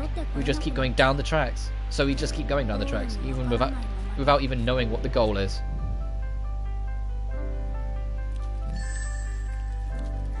I'll fight this enemy and then we'll jump and see if we can make that axe. I hope we can. I hope we've got all the resources to make it now, and it's not one of those come back 10 hours from now. Maybe if you're lucky, you can make it.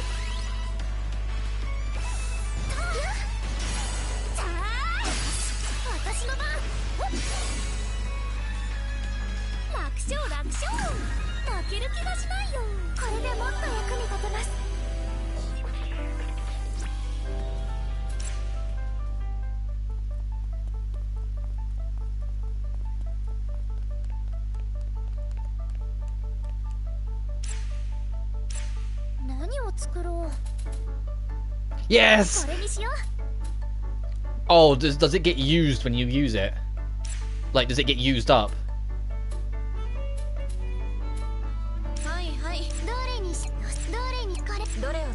Please tell me it's like a permanent and we just keep it whilst we make it. Well, I suppose we'll find out after we use it if we do lose it. But the fact that the game's like, hey, do you want to make more than one? Worries me.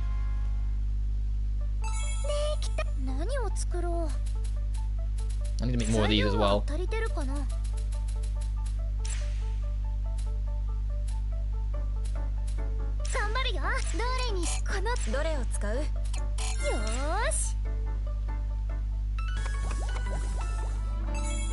Alright, let's go find out. It was in... like the back of Zone 2? So it might be easier to start at Zone 3 and then U-turn.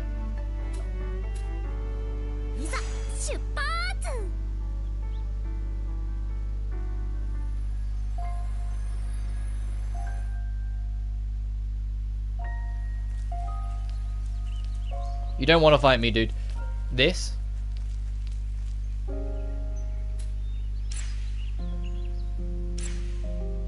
Oh, trophy unlocked, blasted away.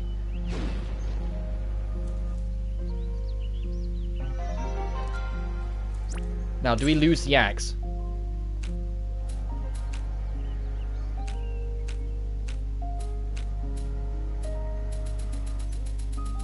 I think we do. I think you actually break the, or use up the axe. That kind of sucks. I was hoping it would just be an axe we'd carry around, but oh well. Let's see what we've got.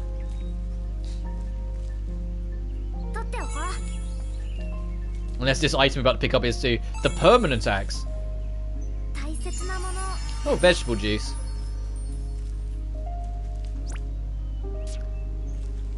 For the sake of progression then, I think we need to make sure we always have an axe on us.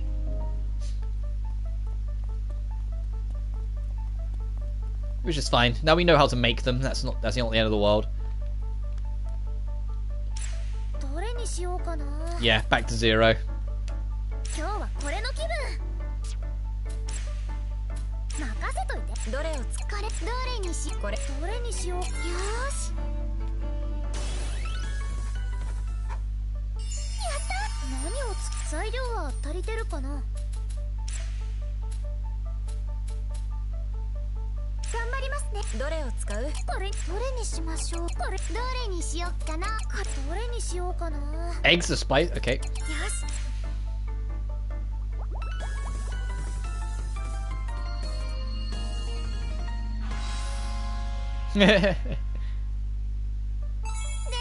どれにしようかな。 We still don't have anything to make the last of these facilities, do we? No, we don't have a rare lens. We don't have an azure cell or a stone block. We don't have any flammable gas tanks or ether alloys. Eventually we will.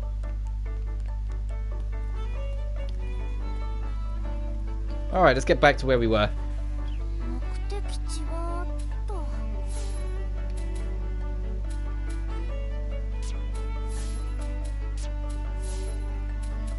記憶取り戻したいんです。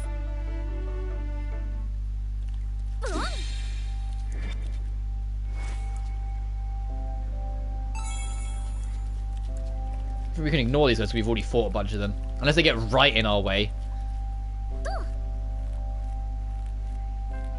Thankfully, when you're in an animation, you can't be interacted with, so those enemies can go enjoy life.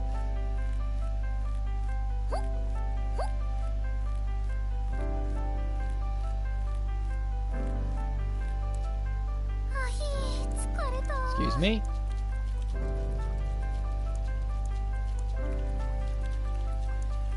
Throw me over, coach.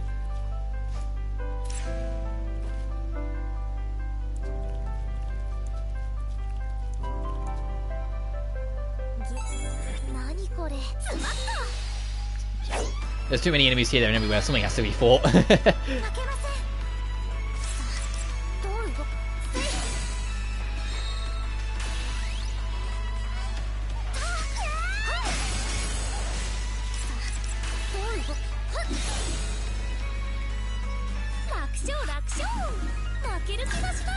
Nice.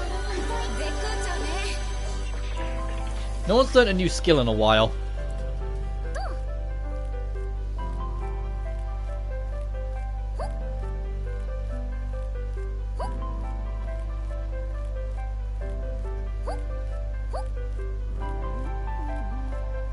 Which would be very slightly worrying.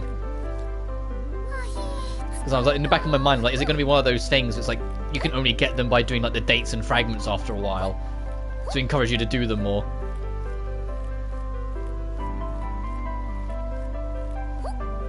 Don't know why it was a bit stuttery there for a second.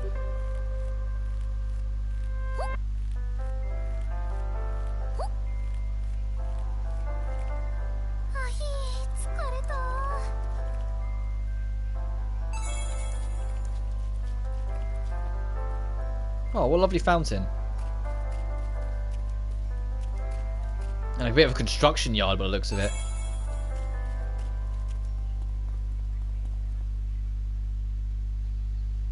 Alright, see what we find. It's close. Shio? The memory. It's close. She's calling my name. We're just kids. We don't know anything about the real world. The idea that we can go anywhere, that we can do anything, it's just a fantasy. You may be right, but going and doing whatever we want, we will only be hurting ourselves. And I guess that's why we should take things one step at a time. We deal with each hurdle that comes up on our journey, one by one. Hurdle one by one. When something gets in our way, we stop and face whatever it is head on. Even though you might get impatient. Yeah, I agree. I always ran from my problems. I didn't have the courage to face them alone. Shio. Never got a chance to speak with my father. I had so much to tell him. So much I wanted to hear from him. but I just couldn't say it. She was the one who helped me change that. If you never try to change the now, you'll never be able to change the future. She was the one who taught me that. What was that? Boss fight time, I imagine. Oh, jeez. It's huge! Everyone! So when it gets in our way, we stop and face whatever it is head on. Let's do this.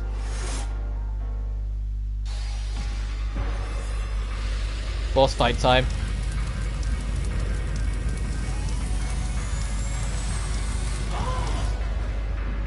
Cool design. Even if this looks like a super amped up thing from those enemy things.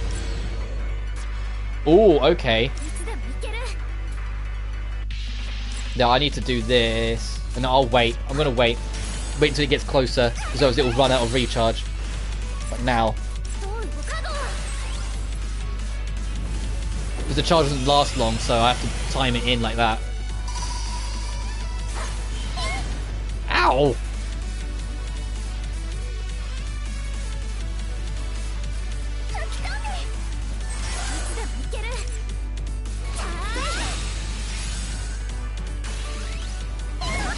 Ow, ow, ow, ow, ow, ow.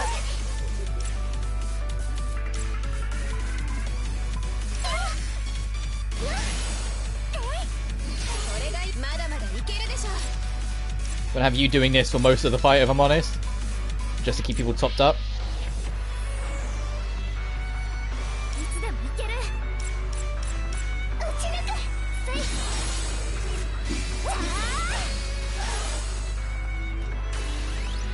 Alright, nice. Go demon mode.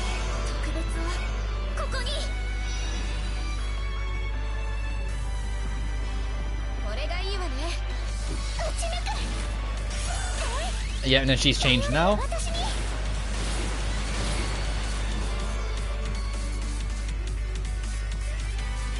I don't think we've seen Shiho's yet.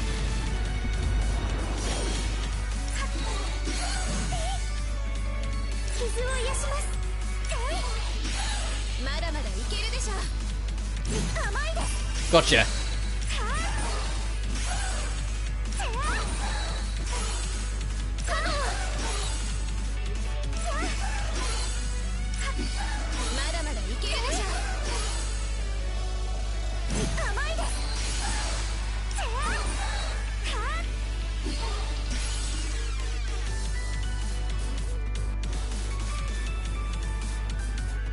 The 1v1s are so cool, dude. But the 1v1s bit there is like my favourite shit. Oh, it's dead.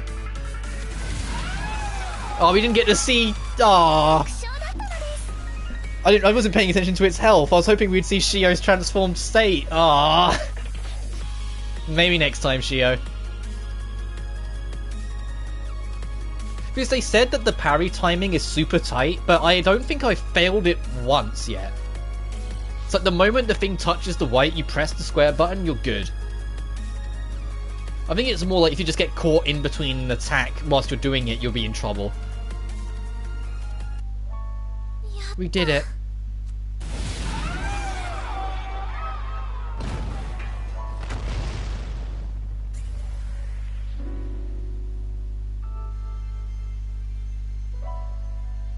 The fragment.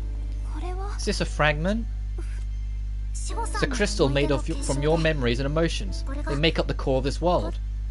My memory. Touch it, Shiho. Okay.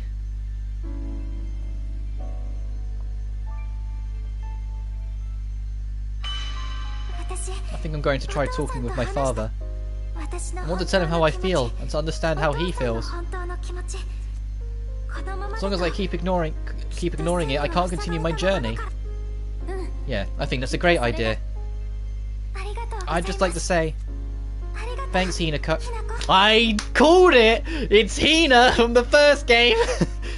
Hinako is the friend who is helping her find her journey and find her path. No, thank you. Today was a lot of fun. Fragment connection reconfirmed. Caution, stability of world structure deteriorating. But we know that means nothing, so don't say that the structure of world deteriorating, because it changes fucking nothing. Just tell us if the water level's going to lower.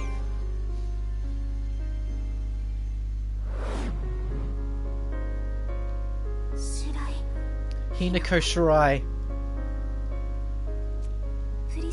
Didn't even add each other on free space, but I always remembered that day. It's just a handful of times we met. She had such a profound effect on me. Yeah, she has a habit of doing that.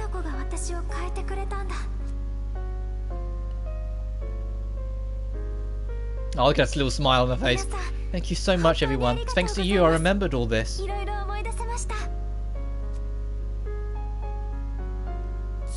Your memory came back. That's awesome. Shio. It's been a while, hasn't it, Kokoro? Shio, you mean you remember me? Yeah, you've really grown up. Or you really grew up. So did you. Seems like that takes care of that. Let's head on home. We can explore on our way back. This isn't a field trip.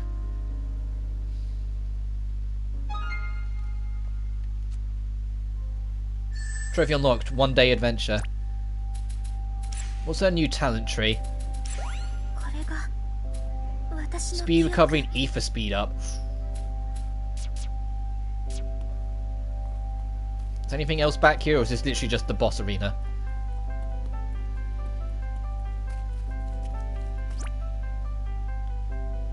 Alright, so this stuff still looks like it's going to remain blocked off.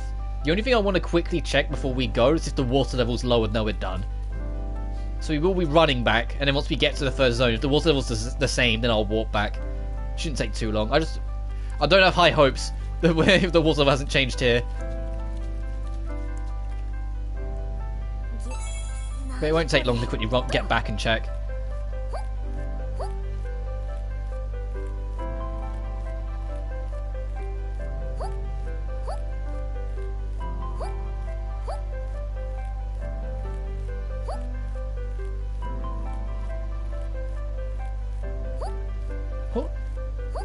Oh, it's 12:15 now. I think I'll continue till like just after 1. It's like another 45 minutes or so.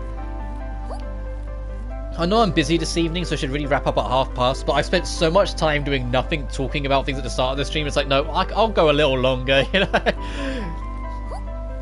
And it's not like I'd make myself late for other stuff. I just like to get ready early, so I can just give it up for... I can give it an extra half hour. Tomorrow I'm not working, though, so touch wood, it should be a longer stream.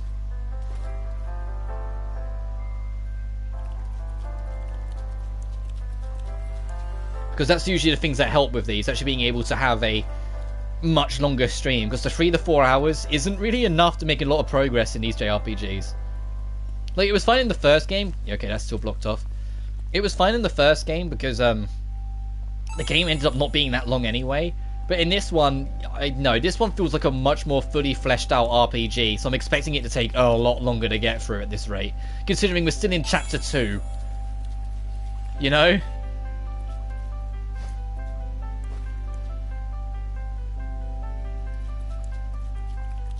Let's get back. Let's check. Let's see if the water's gone down. I kind of doubt it. I feel like it's going to be like an actual world shift event later on in the game, and then all these dungeons get these extra areas added to them. So you have a reason to come back and explore again.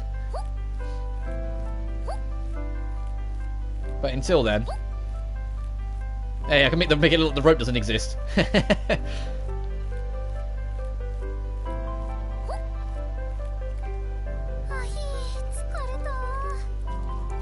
Alright.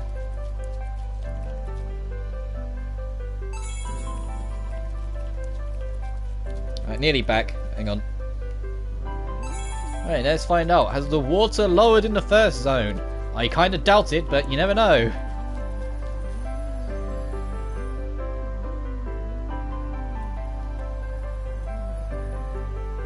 No! Okay, let me take this item and let's get out of here.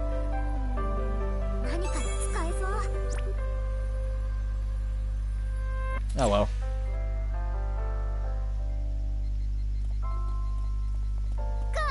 We're home. 志保さん Shio, you have to tell us about what you remembered. I will. I'm not sure there's anything that will be useful to you. I bet there will be. Besides, we know literally nothing at this point. Speaking of, by Hinako Shirai, do you mean that famous ballerina? Whoa, you know someone famous? She had a kind of talent that you could only see once a generation. Everyone in the ballet scene knew her. Yep, and then she fucked up her knee. Well, really? I've never heard of her. Wow, real prodigy. I wonder what that could be. Crack advisory. Signs of a crack have been detected. Possible of a crack occurring is high. What? A crack? Wait a second. Oh shit.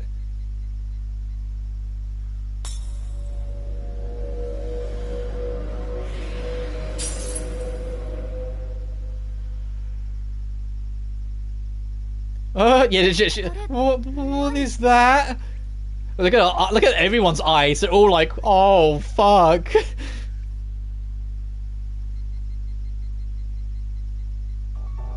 Chapter 3, another step forward. The sky is splitting apart. I think it stopped. What is going on? Don't ask me. A crack. Oh yeah, they nicknamed her Yuko. Yuzu! A crack. I feared as much. Because they don't know her name, so they just gave her the nickname Yuko for now. Who is that? Yuko! I'm not Yuko. That doesn't matter. Do you know anything about this crack thing? It's good to, also, it's good to see you again. Little Miss dead and doesn't exist. Not just a crack. If you know anything about what's going on, please tell us. Ao Hoshizaki. Me? What is it? I need to know just who you are and if you can be trusted. What do you... Until then, I cannot tell you anything. The only thing I can say is... The phenomenon is not this phenomenon is not a good one. Where's Lime? And it all began when you arrived, Ao Hoshizaki. Hey, wait! She's gone.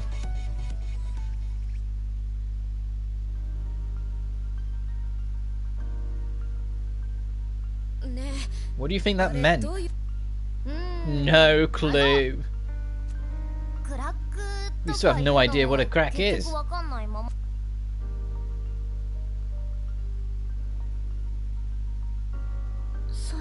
wonder why she singled out Ao. It was just about trust. Shouldn't she be worried about me? I'm the one who just got here.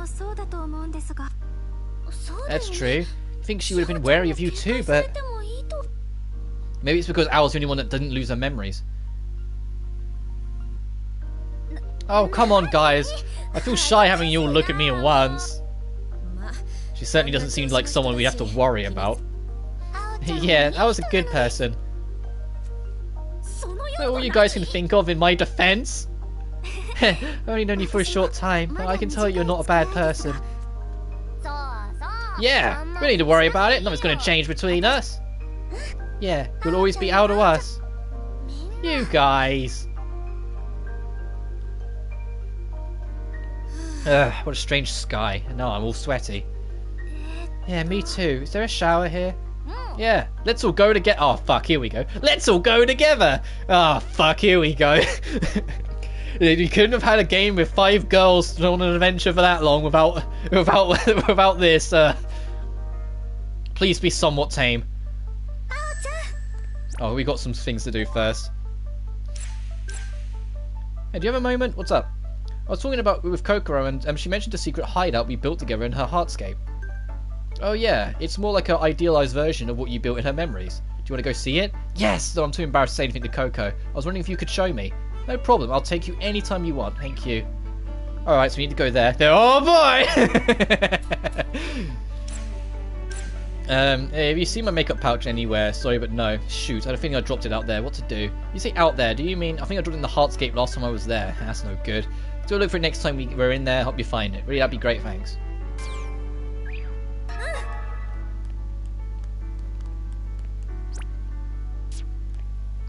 Where does it want us to go? The locker room. Okay, yeah. The locker room has the shower room. Yeah, we're not gonna go there just yet. The game can fucking wait. Right, they got side quests to do. Let's go do this thing for Shio super quick. どこに行こうかな。出発ですね。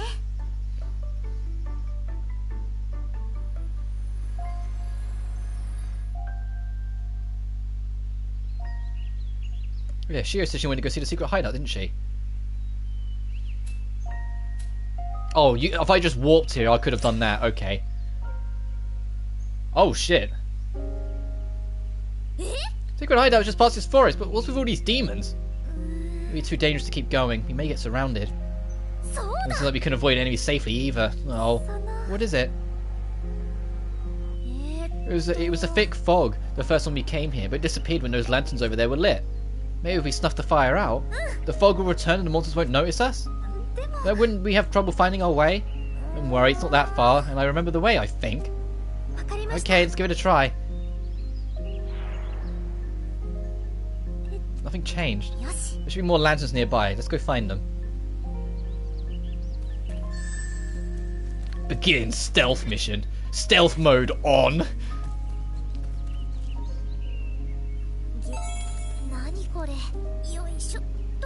The stealth mode, we did this, I think it was the first stream, the stealth mode. When you're in stealth mode, there's no combat. It's literally what it says on the tin. It's entirely all stealth mode. If you get caught by the enemy, you get reset to the last section. So it's entirely about navigating your scenery to avoid trouble.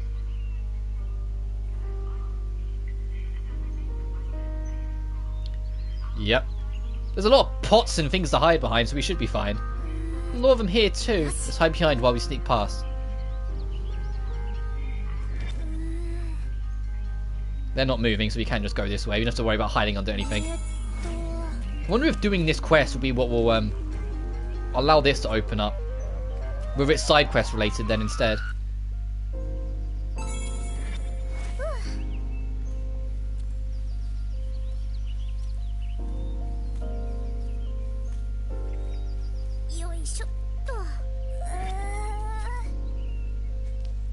The temptation is strong, but don't look at my butt.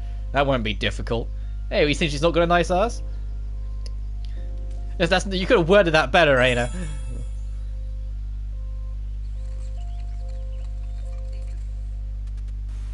Oh, this is going to be awkward. Need to get... Okay, let's go for it.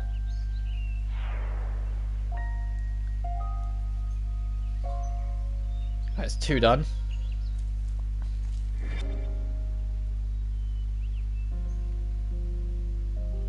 Let's get back behind something so we can analyze. Oh, jeez. I think it might be too dangerous to try and slip through. If it might be, let's see if we can get over here.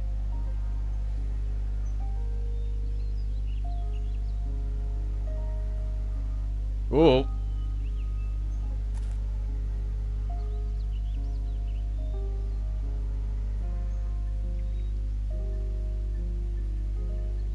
I think there's a ladder over here, if I recall. I've got to go see it tomorrow. Okay, no worries, dude. You take care, man.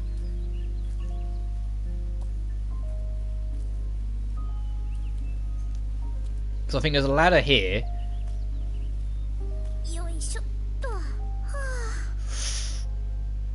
Right? No? How do we get back up there then? I'm sure there was a ladder. Because I was going to go up and over.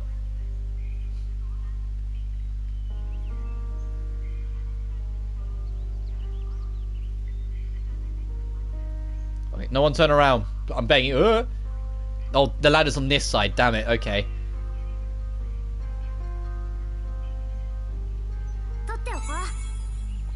Alright, that's all of them.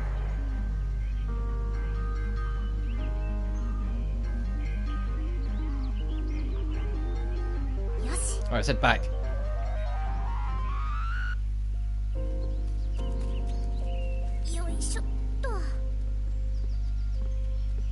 I do like the stealth modes though. I just want proper stealth mode play spaces. Like, that's a proper stealth play space. There's different options, different ways to go. I want more of that. If you're going to do the stealth mode, make it so there's options and different ways through it. Alright.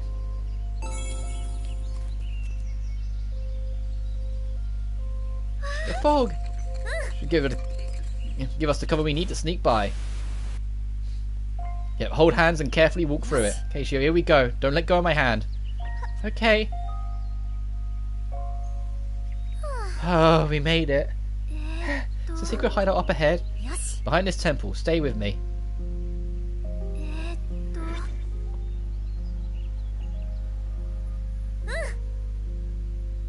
Oh, I nearly got caught then.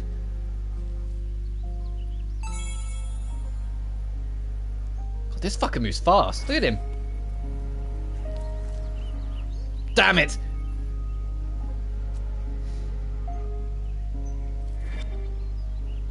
You have to go this way around, don't you? Where there's actually shit to hide behind. Yeah, that's way too quick. You're not getting around that.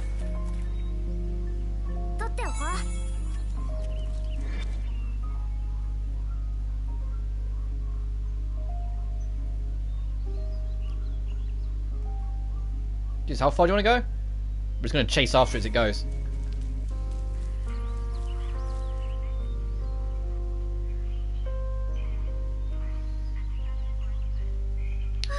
This is it. It's amazing. It hadn't been destroyed. Maybe we... No, I think it was already too late. Maybe if the secret hideout hadn't been destroyed, you and Kokoro wouldn't have grown apart. I wonder. You may be right. For now, we've reunited in this world, and she seems to be happy. Even my memory is painful. I don't regret anything. I was able to protect something more important than a silly hideout. Yeah. Thank you for showing me this, Al. Nice. Oh, wait, hang on. There's fragments to pick up at the entrance.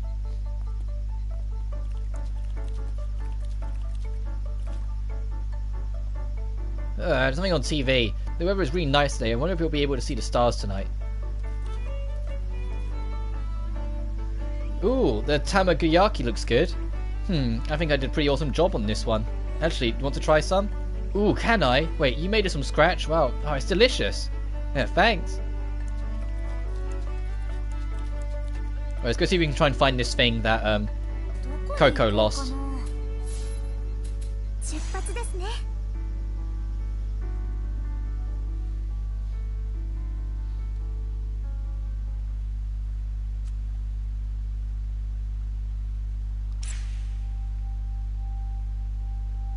Oh my god. Is this another sneak bit? Well, there's a lot of them. We made this many this time. Can we get ourselves get surrounded? Try not to get spotted. Yep. Yep, okay. And they've chucked a few boxes around. Okay. This isn't what I meant.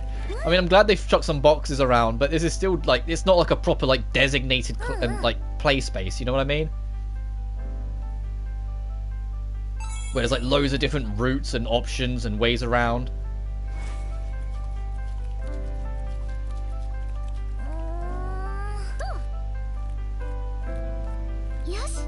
Just be careful. This is going to be exhausting.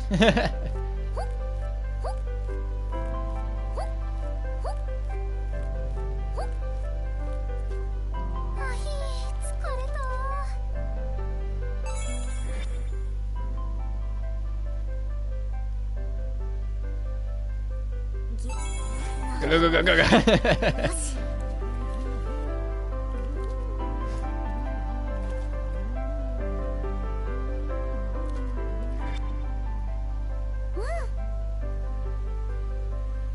Oh, how are we getting the... Okay. I was before saying we have to go all the way around to get to it, but no, it's right there. Oh, found it! It's like everything's still inside too. Oh, I'm glad we found it. Thanks for your help, Al. Nice.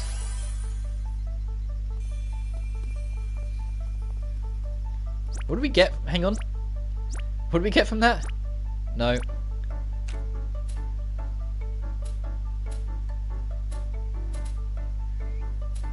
Stone block and ether out. Hey, we need them. Hey, that works out. 何を作ろう。これ作ろう。 How many can we make? Okay, I'm not going to make that many. Make 4. どれにしよう。どれを使う？一丁やりますか。できた。何を作ろう。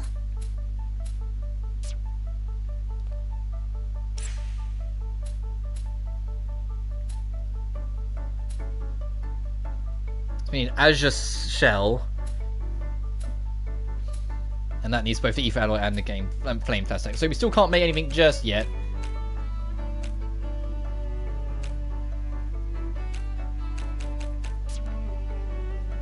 But we're a step closer.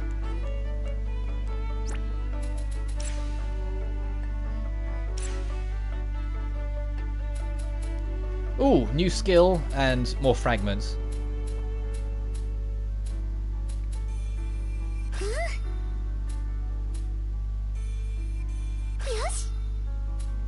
Nice.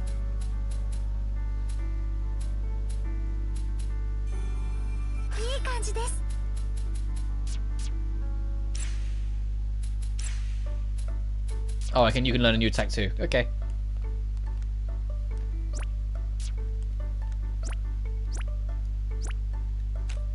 Okay, no, there's nothing else that we have to do right this second, so let's go. Is that crack still way up there? Like we can get a good angle to see it. Right, never mind.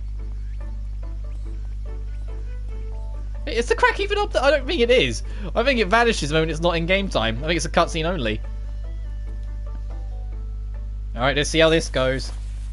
Let's see how much fan service we get here. Okay, makes sense so far. Not too egregious. You did karate? It's a little hard to imagine someone like you fighting. Stop that, it's embarrassing. There's nothing embarrassing about that. You started karate to get over your shyness, isn't that right? I think that's wonderful. Thanks, Shio. I'd love to hear about what happened after you transferred schools. Where should I begin? So much happened. I don't fully remember all of it, but I do have some particularly strong memories. It rained ash. Ash? Did a volcano erupt? No, we called it that because that's what it looked like. It didn't come from a volcano. And people started to get ash syndrome. Ash syndrome? A disease caused by the ash? Yeah, a disease without a cure. My friends and I fought against the enemies that the ash brought about. Right, that's right. Ash fell all over the world and caused terrible things to happen. The areas where ash piled up were roped off and people couldn't live there anymore. What was going on in the real world? I don't remember seeing any news about ash suddenly falling from the sky. It was falling all over the world. Then I should remember it too. Why don't I remember any of this? You don't know about the ash, Al? No. You haven't got all your memories back yet. I don't think that's it, but you don't need to worry about it too much, Al. I don't remember it either until Shio mentioned it. Maybe you'll remember as we help everyone else get their memories back. Yeah, maybe. It's not like I'll remember just by thinking about it. Should we tell Yuki and Reina about this too? We should tell them, shouldn't we? Yeah, let's meet in the classroom later.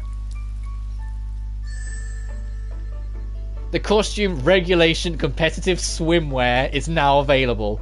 Of course it is. And I bet that's for everyone, not just those three.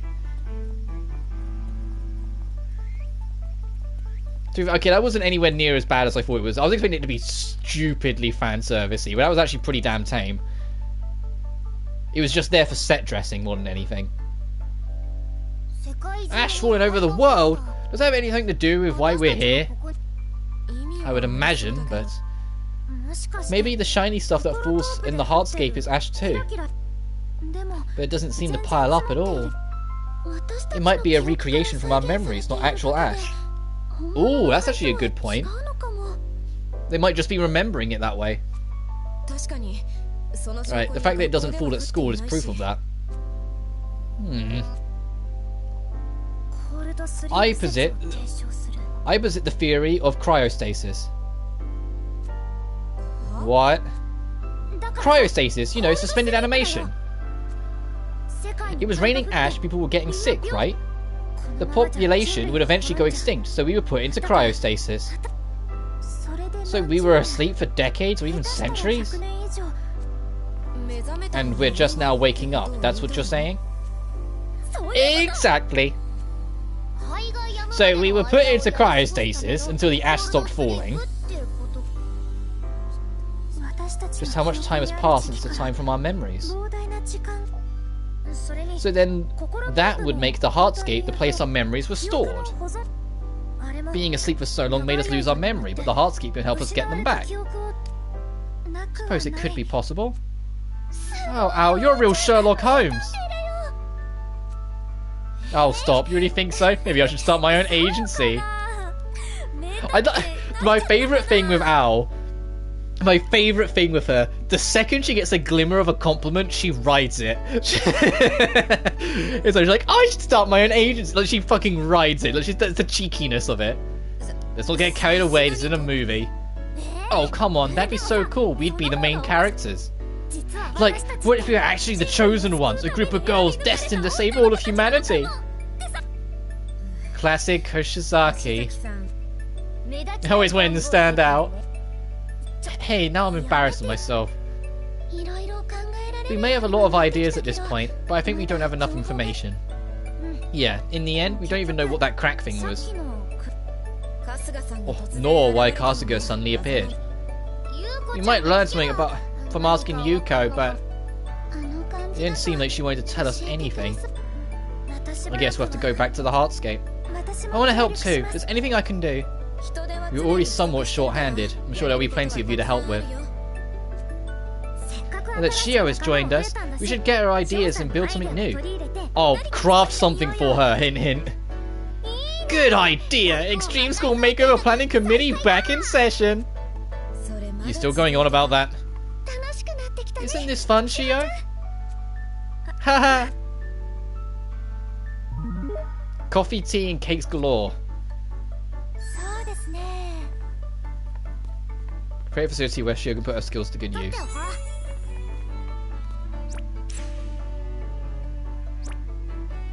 Oh, Shio wants to go on a date.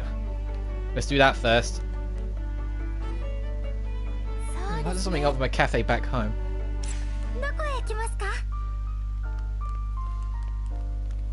So there's something I need to do in the workroom. Do you mind? Not at all. Should I wait here? We're not going there. We need to go do these other conversations.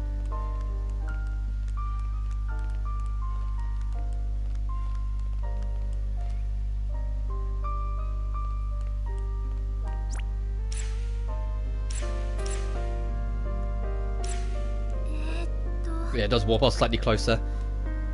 Seems like a few unusual rooms on this floor. Yeah, not much unused as impossible to get into. I wonder what they're like inside. I bet they're good for cleaning. Or they could do a good cleaning. Oh, so this is the teacher's lounge. Can't imagine you ever having to come here. Me? On the contrary, I came here quite often. What? Did you get into trouble a lot? No, I was a member of a student council, so I had to assist the teachers with many things. Oh, you're one of the good ones. Are you saying that you got into trouble often, Al? No comment. Yeah, she was a little bit of a cheeky menace. And always got into shit for it by the sounds of it. Whoa, the wind! You okay? If you fall, you'll be done for. We're quite high up. I'll be careful. The nighttime remix of this theme I think I love more than the day. Just because it's more melancholy and like slow and like tranquil and just lovely. Like the day one's super nice as well, but the night one is just that little bit slower, you know? It always makes a nostalgic feel to everything. I think that's the big thing with this game. Despite, you know, being my first experience with it, it almost feels nostalgic when I am playing this. It's got that feel to it. What? What's wrong? Oh, nothing. The statue just surprised me is all. Oh, that thing. What is it? Anyway, it looks like a shark. I can see that, but what could it be for? Who knows? It was here already when I arrived. If I had to guess, I'd say it's here to scare people. It worked on you just now. I feel so defeated. Where's a science lab? Maybe that's something to do with it.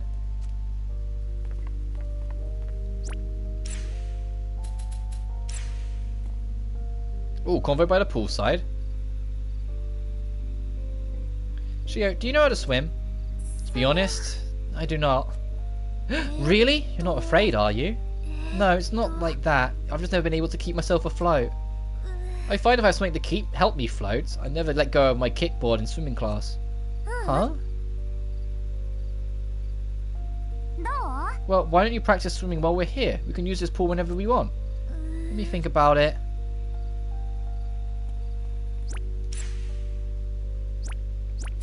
That's everything? Okay.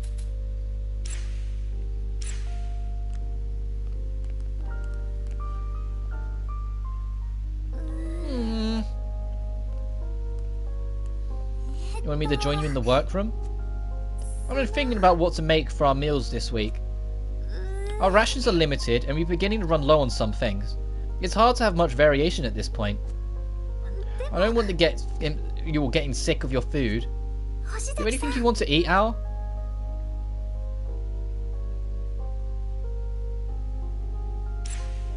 The fried chicken you made before, it was so good. You liked it? It took quite a bit of planning, you know. It took a long time until it started actually resembling chicken. That was fun. Something tells me I shouldn't ask about the details.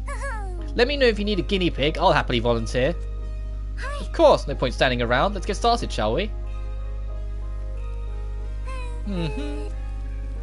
She was humming. I wonder if she forgot I was here. Maybe she doesn't realise she's doing it. Is there anything I can help you with? No, I'm fine. You can just wait. I kind of feel awkward just sitting around while you do all the work. No, cooking is my job. You don't have to get so upset. Oh, I'm sorry. I just get worked up when it comes to housework. Aw. It was another, like, it's generally my biggest, like, endearment of this game. The biggest thing that's putting me in is how, like, almost every single track subtly has the leitmotif of the first game's main theme hidden in it. Or the leitmotif, however you pronounce it. Like, it's so simple, but they squeeze it into so many tracks. It's really charming. I'm in love. I'm in love. Huh? I'm in love with your cooking. I could eat every day for the rest of my life. Thank you. Look how red she is. And I think it's because Al's so cheeky in the cutscenes, it makes me want to be that little bit cheekier with her in all these interactions. Oh, you surprised me. Look how much she's bloodless. And Al knows exactly what she did. Look at that little smile. Eh? What's wrong? Nothing! She thought she meant with her. The experimental ambition fragment.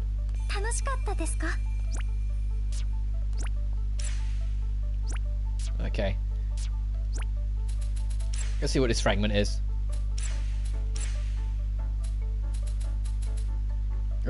Use of skills that recover HP.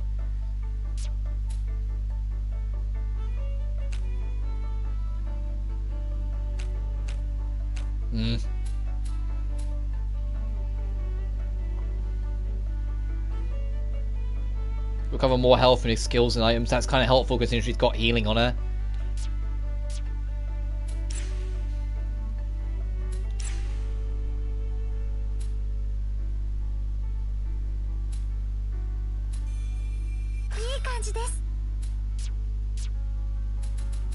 I'll hold off, but that is an interesting one. Seriously, upgrades. You can now use items to upgrade. When upgrade, the effects will be boosted, and some cities will gain new effects. Try to collect materials and upgrade regularly. One-on-one attack up. Ooh. HP up, experience up.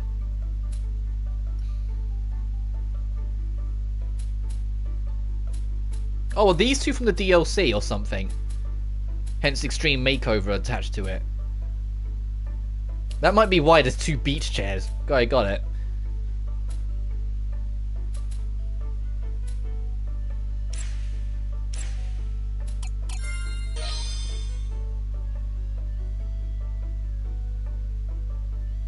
Okay. Need to make more wood at some point. Got it.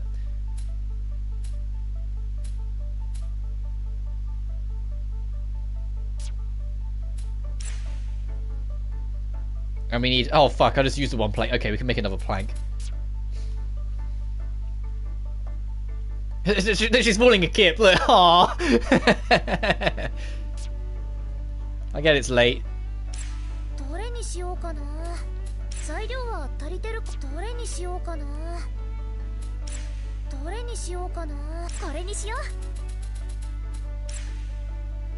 どの材料を使う？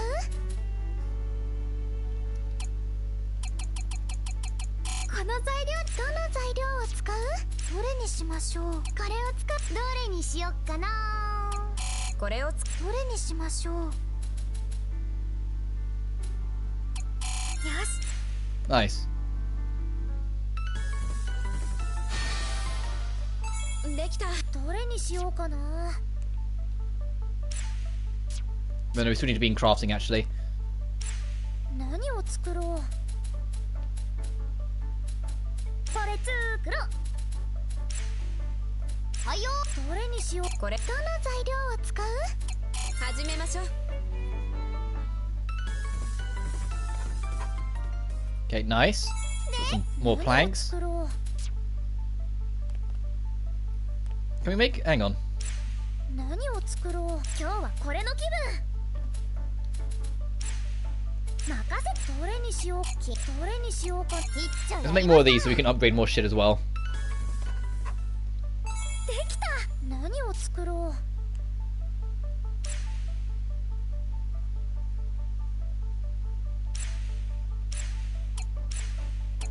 I got the coffee's a crafting material you have to get. どの辺に置こうかな。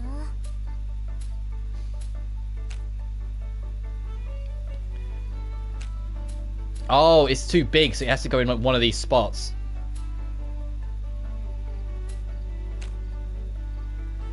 Yeah, it's super big, so it can't... Okay. Sure, we'll put it between these benches. また賑やかになりましたね。 No, wait, something already existed there. I have to move it. It's okay. I didn't realize something was already there. I think that does it. What do you think, Shio? I love it. I can't wait to enjoy a nice cup of coffee. We get all the snacking possibilities. Well, let's use it already. Can I get something for you? Oh, she's already using her barrister experience.